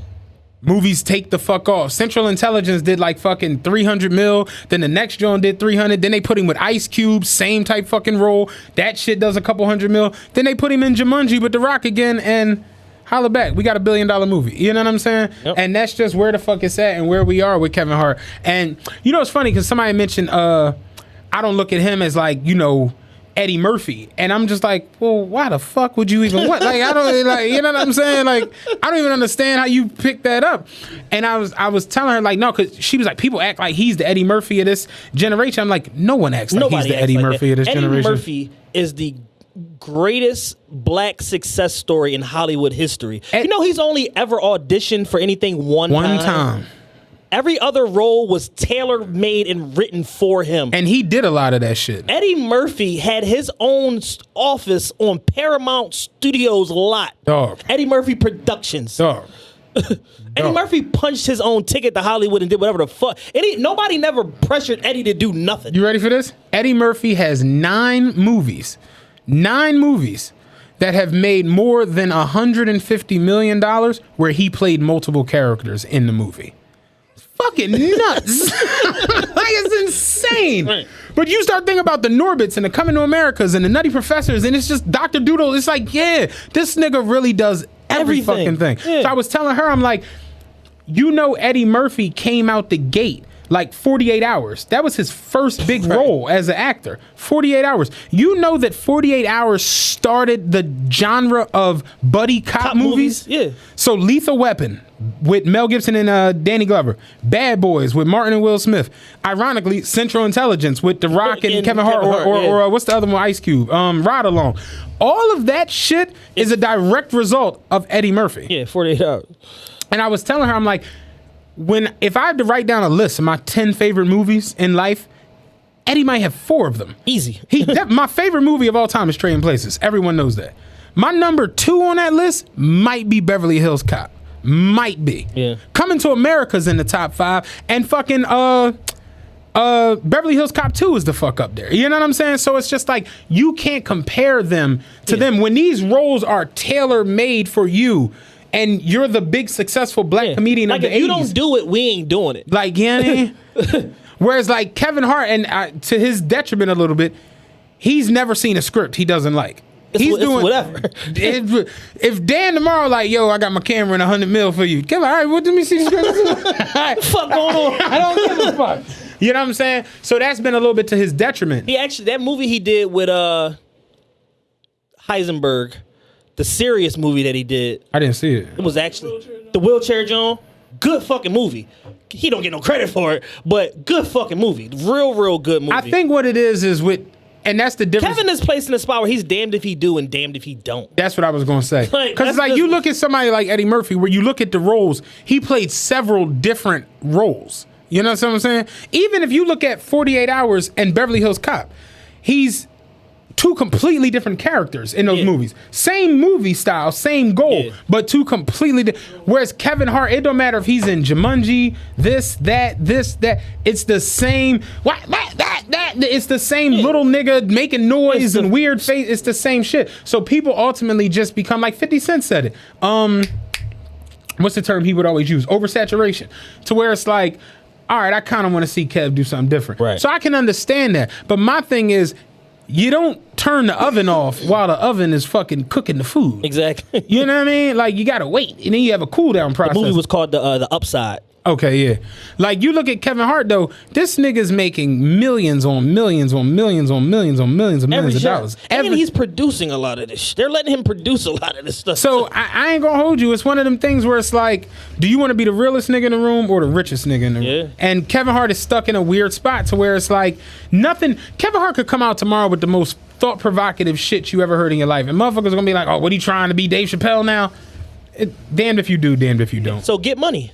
Get money. Fuck niggas, fuck bitches. Get money. They're going to criticize you one way or another. They're going to either criticize you for your art or for your business ethics.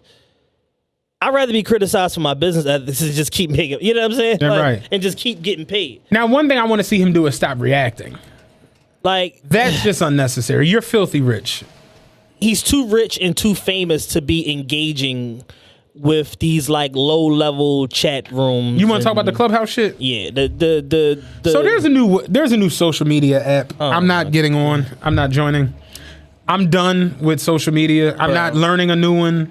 When Twitter dies, when Instagram dies. Twitter is allegedly supposed to be instituting these chat rooms soon also. Twitter's is going to be everything. Twitter's going to be Clubhouse, Instagram, Twitter, Black Planet. It's going to be everything all in one. When these social medias go, I may be gone before that. That too. I'm not learning a new social media. I don't give a fuck. Honestly, Rock keeps like, oh man, y'all would do great on Clubhouse. I'm cool, dog. Clubhouse just the little shit I've seen from, because you gotta understand something. No matter how y'all think it's gonna go or what's gonna happen, niggas show up. You understand what I'm saying? Yep. You could have a nice place, niggas show up, it's mayhem. You know what I mean? Somebody gonna sneak the glicky in. And then it's over. Now you got to move. And that's what happened with Clubhouse. It's like, I understand the thought process. I understand what y'all were trying to accomplish and pull off. The things that I was hearing 2 weeks ago from my close friends that were on Clubhouse, people like my man Mel, Pastor Carl, stuff like that, like the conversations they were having and getting. Rob was on it early. Super early.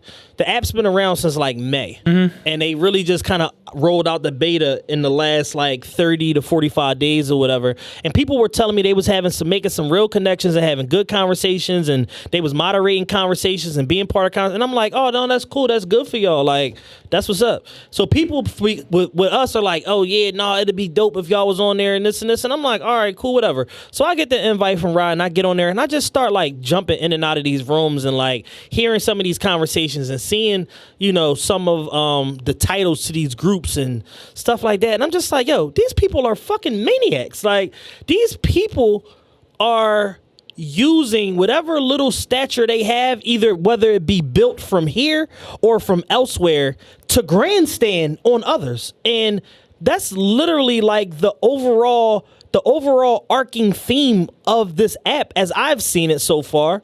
You know, it's been some little groups here and there, personal people I know, this, and this. And I'm just like, yo, I don't want to be a part of this shit. Like, they're literally calling people to the carpet in these groups to speak, to belittle them. Why the fuck would I want to be a part of that? Like, with a bunch of people that I don't know. Like, they have literal groups where women are like, just come in this group and just give black women money. It guarantees you nothing. You're entitled to nothing. Just come in this group, speak your piece, and give black women money. Pledge your donations and just move the fuck on. Like, that happened. And I'm just like, your face yo, we are in the twilight zone. And we are in such of a twilight zone where women that know this shit is maniacal and crazy are scared to speak out against it or condemn it, or I don't want to generalize all women by saying, and I get all of that. But at some point, we got to keep it real and give people the credit they deserve for being ridiculous and being jackasses, male or female. Y'all are taking the protect black women shit too far, and y'all are allowing people to just run roughshod against other black people because they have the, oh, I'm a black woman, you can't say nothing to me card. So that's where the whole Kevin Hart shit went kind of left. So basically a room was started on Clubhouse that was called Is Kevin Hart Funny? Correct. The room had 5,000 people. People had said they never saw a room in Clubhouse with more than 900 people in it. 5,000 people at 1, 2 o'clock in the afternoon during the week is wild as fuck. Yes. To discuss Is Kevin Hart Funny? Yes. That in itself is a wild dynamic. Yes, you know what I'm saying? So 5,000 people show up to this fucking room to discuss Is Kevin Hart Funny? So I guess the shit became such a big trending thing. Someone in his circle, probably Spank, because he has nothing to do. It was Spank. Spank, Naeem, one of them, alerts Kev to, yo, this room. So they all pull the fuck up to the room. Yeah. I heard Spank was in there, Naeem was in there, all of them was in there. Kevin Hart shows up in the room. So now when Kevin Hart shows up in the room, the whole tone changes, the pitch changes. Mm-hmm. Now it's like, oh, damn, you know, whatever. Oh, why what we was trying to see was, and niggas start asking for jobs, all type of shit. So then Kevin Hart, like, you know, I'm successful, you know, like, y'all need to, like, figure yourselves out a little bit. Like, this is just kind of dumb. I don't even understand how it got switched into the whole black woman shit, because the chick who was one of the big deals in the room, Melissa, something with an M. Don't give me the line. I can't think of the name. But they basically turned it into him disrespecting black women. And how? Like, I don't even understand how it got there. Yeah. Because I guess his tone was dismissive and he wasn't inviting of their criticism. And it's like, I made it already. You, whoever you may or may not have made it at whatever you're doing. I don't have to succumb to your criticism. I can just be above it and just not be here, not be wherever you want me to be. I don't have to ever be there. You know why? It's over. It's too late. I already made $400 million. I'm on my way to $1 billion. Like, I have fucking production deals with every fucking major movie house and studio and television production company there is. It's over already. Like, There's nothing you can do to stop me. I'm not going to go out here and rape 10 chicks and get myself arrested and go to jail for, like, that's not going to happen. So there's literally nothing you can do to stop me. Right. Your criticism is not enough to stop my commercial viability. And because I will not succumb to your will of you trying to get your shit off or try to make me hear some point that I don't care about does not mean that I'm disrespecting you. I just don't care. But that's why ultimately, he don't need to be in that shit. Exactly. Like, there's no reason to even go into that chat room. Let him chat. Let him do that shit. The fuck? Who cares? But the basic overall tone of it was like, yo, once Kevin popped up in the room, it became a divide. And it was like boys versus girls. And then the women got real upset because they felt like they weren't being heard anymore. The one girl spazzed the fuck out, called the guys dick riders. Ad Lover, she was like, Ad Lover, you in particular, you super dick riding, you bitch ass nigga, and this and this. And Ad Lover's just trying to explain to her, just like on some shit like, yo, you can't talk to me like this. Like, No person can, and I don't care what setting it is. Like the tone and the words that you're using to talk to me is inappropriate. From a man to a woman, or from a woman to a man, this is inappropriate, and you need to understand that you are being inappropriate. This is not the setting. There is no setting for you calling me a fucking dick rider, and it's okay. Right. And for whatever reason, people were still like, oh, yeah, but I'm just saying she felt frustrated because... And I'm just like, yo, man, we got to stop this shit, yo. Disrespect is disrespect. And at some point, we got to go back to all disrespect being created equally. Right. And me not wanting to acknowledge your point and you calling me a fucking dick rider is not the same type of disrespect. Right. And for some reason, when it comes to these social mediums... that shit is just completely out the window and all bets are off. And I don't want to be a part of that shit. Yeah, I literally was like, I'm cool on the Clubhouse shit. Like, seeing all of that, and I'm just like, damn, you know what I'm saying? Like, there's no point. You know, it's for what? What am I going to get out of going on the Clubhouse to argue? It's only going to go left. Right. You know, it's going to gain way less then you lose. It's just stupid. Now, with this whole comedy shit going on, did you see the Dave Chappelle shit? Absolutely. I saw about 4 times. So how do you feel about the Dave Chappelle shit? It's not really a comedy special. No. I'm just saying it's in comedy in general. Like, I'm bringing up Dave Chappelle. Like, how do you feel about his whole situation with Comedy Central, HBO, and Netflix? I think that he's doing something that, you know, Tupac said something real poignant on Against All Odds. He said, y'all told me don't go to war till I got my money right. I got my money right. I want war. So Dave sat back. He ate shit. He dealt with all of the backlash and all the bullshit from fucking, you know, Comedy Central taking his baby from him, trying to make him do things that he didn't want to do. And he sat back and he plotted, he planned, and he waited till he got his paper right. And he got his fan base back up to where it needed to be to fight this fight. And he's taking it grassroots like he always does. He's going to the people with a message and saying, yo, I ain't telling you to boycott the network. Boycott me. Like, that represents a point in time in my life that makes me sad that I am not a part of. I'm not getting paid and I'm not getting paid for it. And no matter what I say to these people, there's always some new fight that has to be fought with these people in regards to this one period of time, which is a 3-year span of time that continues to fuck me over financially over and over and over again. And I'm tired of it. And now I'm fighting back. He said the people, he acknowledged, he said the people that are in charge now probably weren't even there when this shit was going on 15, 17 years ago.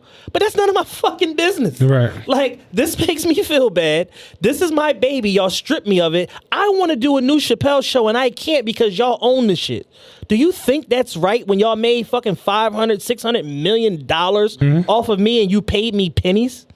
Do you think this is not right? And I don't give a fuck what I signed because any contract, in the words of Birdman, can be recontracted. Recontracts and just off and on every day, I'm trying to renegotiate this motherfucker in the morning. Yeah. Like, so that's bullshit. Y'all redo deals and renegotiate shit for who y'all want. And we see this time and time again with these hyper successful, talented people getting fucked over when it comes to their art and their creationism because somebody else was a more savvy business person. And the shit needs to stop. We just saw Taylor Swift get super finessed. Super finessed to the point where she tried to come to the table and buy the masters.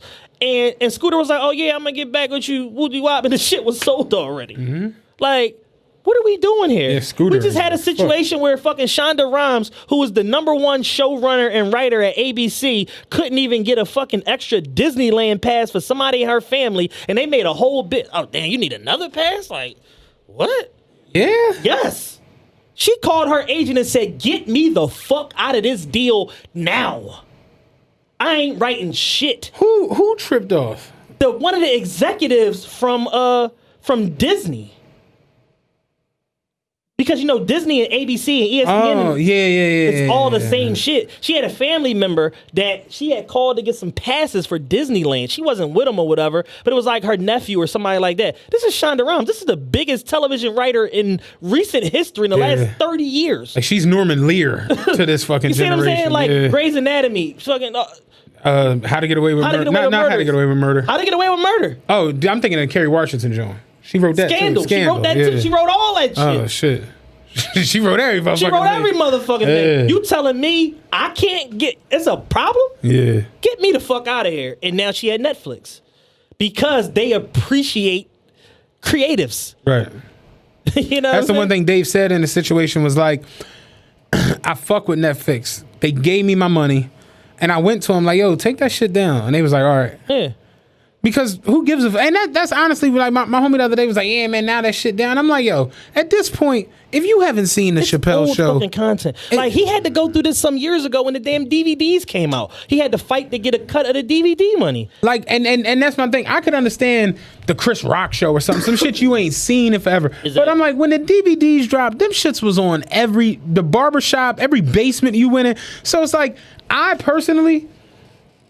I know every word to the Chappelle show. Like, I'm not even joking. Yeah, no. I can literally do the skits verbatim. Yeah. So it's like, at this point, you don't need to watch that shit. You know what I mean? My thing is, stand for something. Stop putting your own inconvenience as a consumer and a motherfucker that want to sit in their drawers and watch the Chappelle show. Why does that trump this person being able to do something that's going to ultimately benefit me and fucking Matt and Joe Budden and all these different people later on down the line because he changes the standard of what the fucking contract looks like? Shit is crazy. There's implications for all of us that are in the content game if this shit Like, goes we always talk about Cash Money contract with Universal.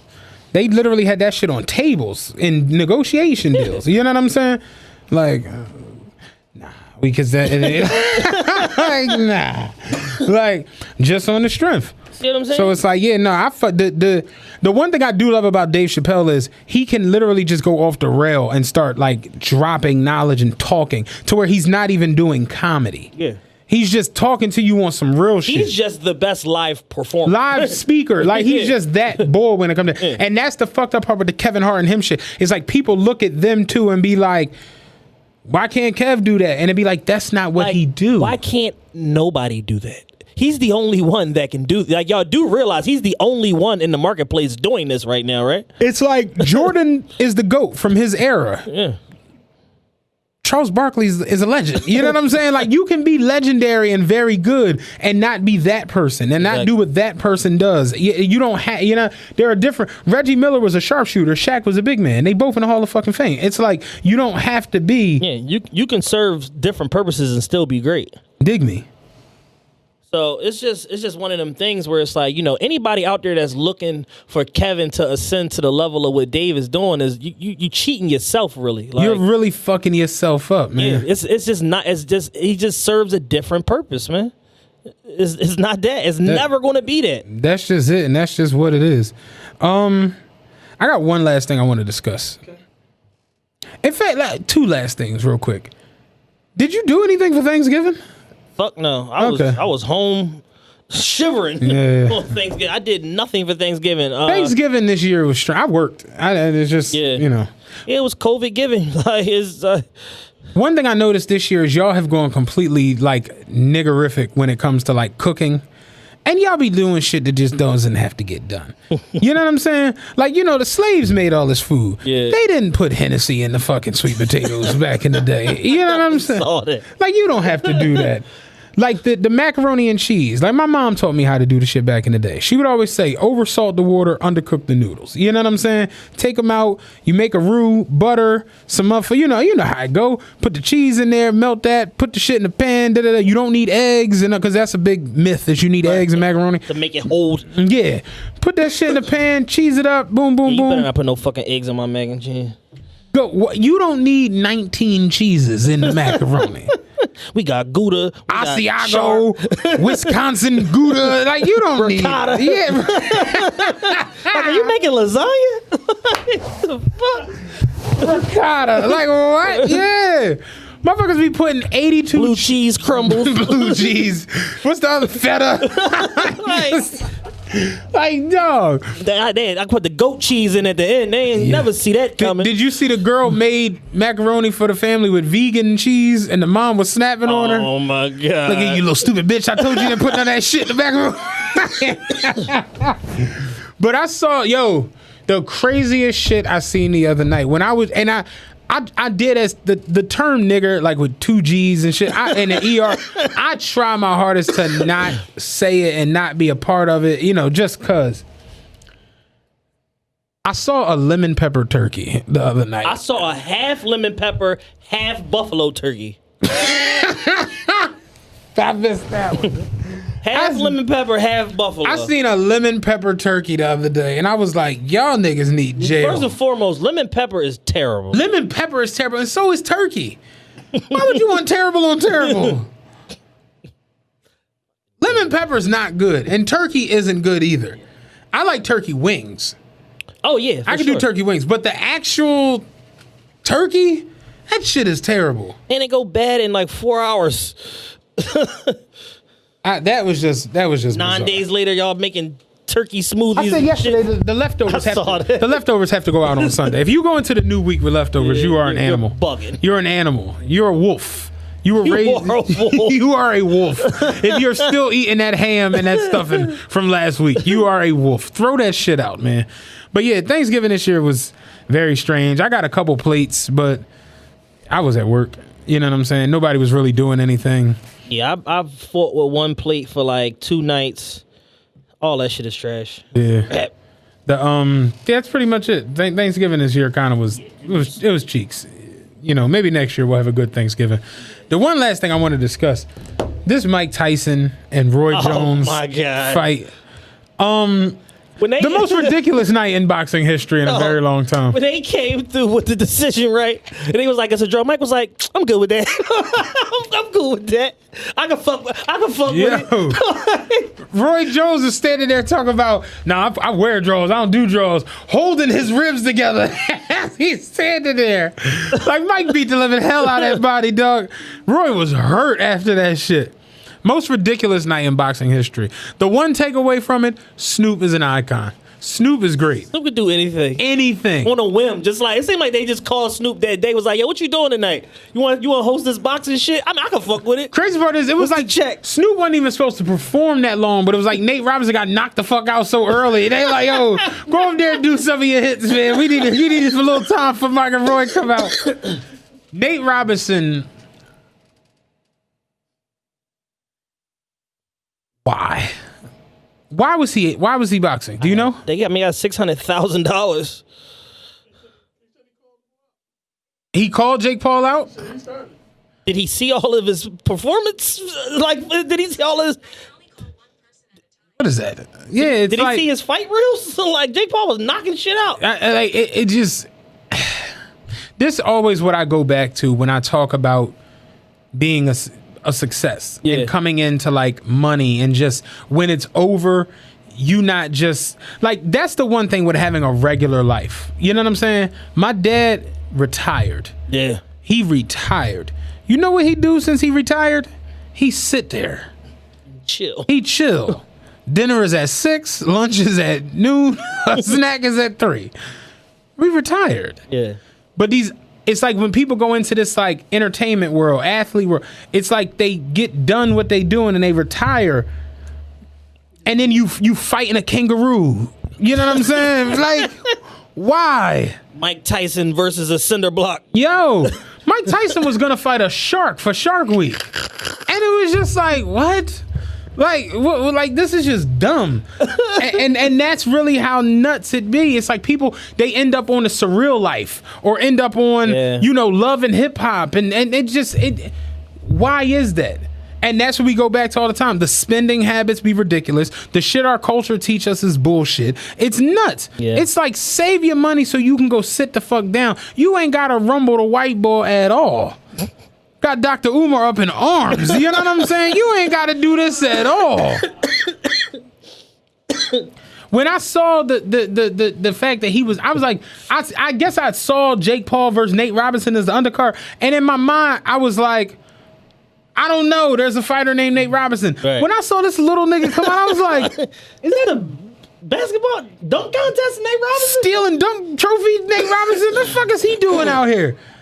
And then next thing you know, his clock getting complete. He got Pacquiao'd. Yeah, that shit is embarrassing. He was out for like 3 minutes. Dog. It was very bad. He went on Instagram next day and was like, yeah, man, you win some, you lose some. He posted the joint from Friday. You live to fight the other day. The first comment was like, oh, shit, you up, boy? It's like, people ridiculous, man. Oh, shit, you up? Yo, they hated Tyson Chuck.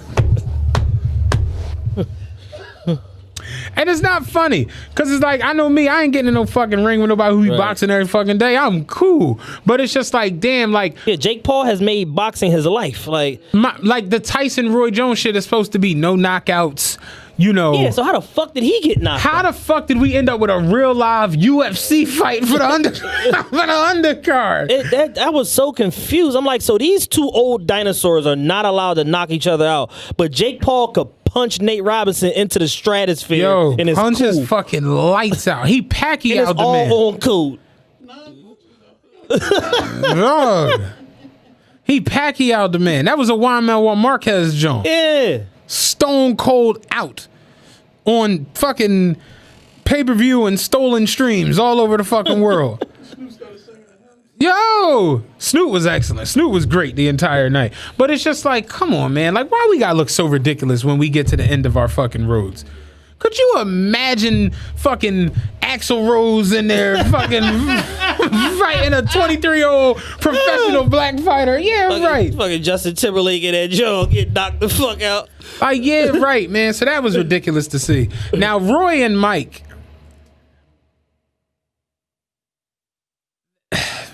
Do you have anything you want? I have nothing to offer, man. You two dinosaurs. I can't believe that people were looking for a good fight. Wasn't it only like a 3-round fight? 8 round. 8 round, okay. 2 minutes each round, because they was exhausted. Like, but I can't believe people were looking for a good fight in this situation. And that shit was just troubling. Because it's like, what the fuck did you expect? People are bored out of their minds. Just Mike Tyson is 50. Roy Jones is like 48. So it's like... It's the shit was presented by Triller. Right. Like, what were we supposed to, like, which was TikTok before TikTok. Like, there was no real governing, sanctioning sports athletic body over this fucking fight. It's all just nonsense, man. Yeah. This shit... Because he got the pay-per-view split. Yeah. He got the biggest pay-per-view split. Yeah. You got a guaranteed milli plus the pay-per-view cut. And the pay-per-view shit, I'm pretty sure sold They something. said it was through the roof. I could believe it. So it's like, yeah, Tyson the hold on made a quick 30. Roy done made a quick 15 from y'all being idiots. Ain't no fucking way. I told my homie the other day about Periscope. I'm like, I watched it on Periscope. He said, what the fuck is Periscope? I'm like, you know how me and Chad be like, y'all don't use the phones for anything they designed for? That's what the fuck we be talking about. Go to porn sites and go to Twitter and the gram. That's all y'all do. I go to Periscope just because you ain't even got to search for the link. You literally go on Periscope. I typed in Tyson. It's right there. 90 motherfuckers got the stream up. It's right the fuck there. But on Twitter, you look for the streams and you got to find the right bit stream and you'll be good. Yeah. But me and Rob was using, I ain't gonna say what we was using. Because that shit you pay like $1 and they'll send you the stream portal. Okay. And it's full HD and you threw it through your Apple TV. I do that when I'm home. But that's how I watch all the fights and shit. I wish I would pay $140. You got to be kidding me. $1.68 German. You know what I'm saying? Send that shit right over to open the fucking stream portal. Let's fuck it up. You got anything else you want to talk about? No, man. I just feel good to be back. I'm probably about 80-85% right now. I'll be 100% come next week. I appreciate all of the well wishes and everybody that reached out to me knowing that I was sick, over the last 12, 11 days, whatever the hell, how long it was. I appreciate y'all. Make sure that y'all staying safe. Take y'all vitamins, take y'all supplements, all of that. Stay hydrated. The COVID shit is real, man. A lot of people that I know, are catching COVID or catching colds, getting sick, shit like that. So just do what y'all got to do to arm yourselves and be prepared that, if it do come your way, you had the right stuff in your body to be able to fight it off. I got nothing else. Appreciate y'all listening, man. Shout out to our YouTube viewership. Everybody listening around the world. Realest podcast ever. We out.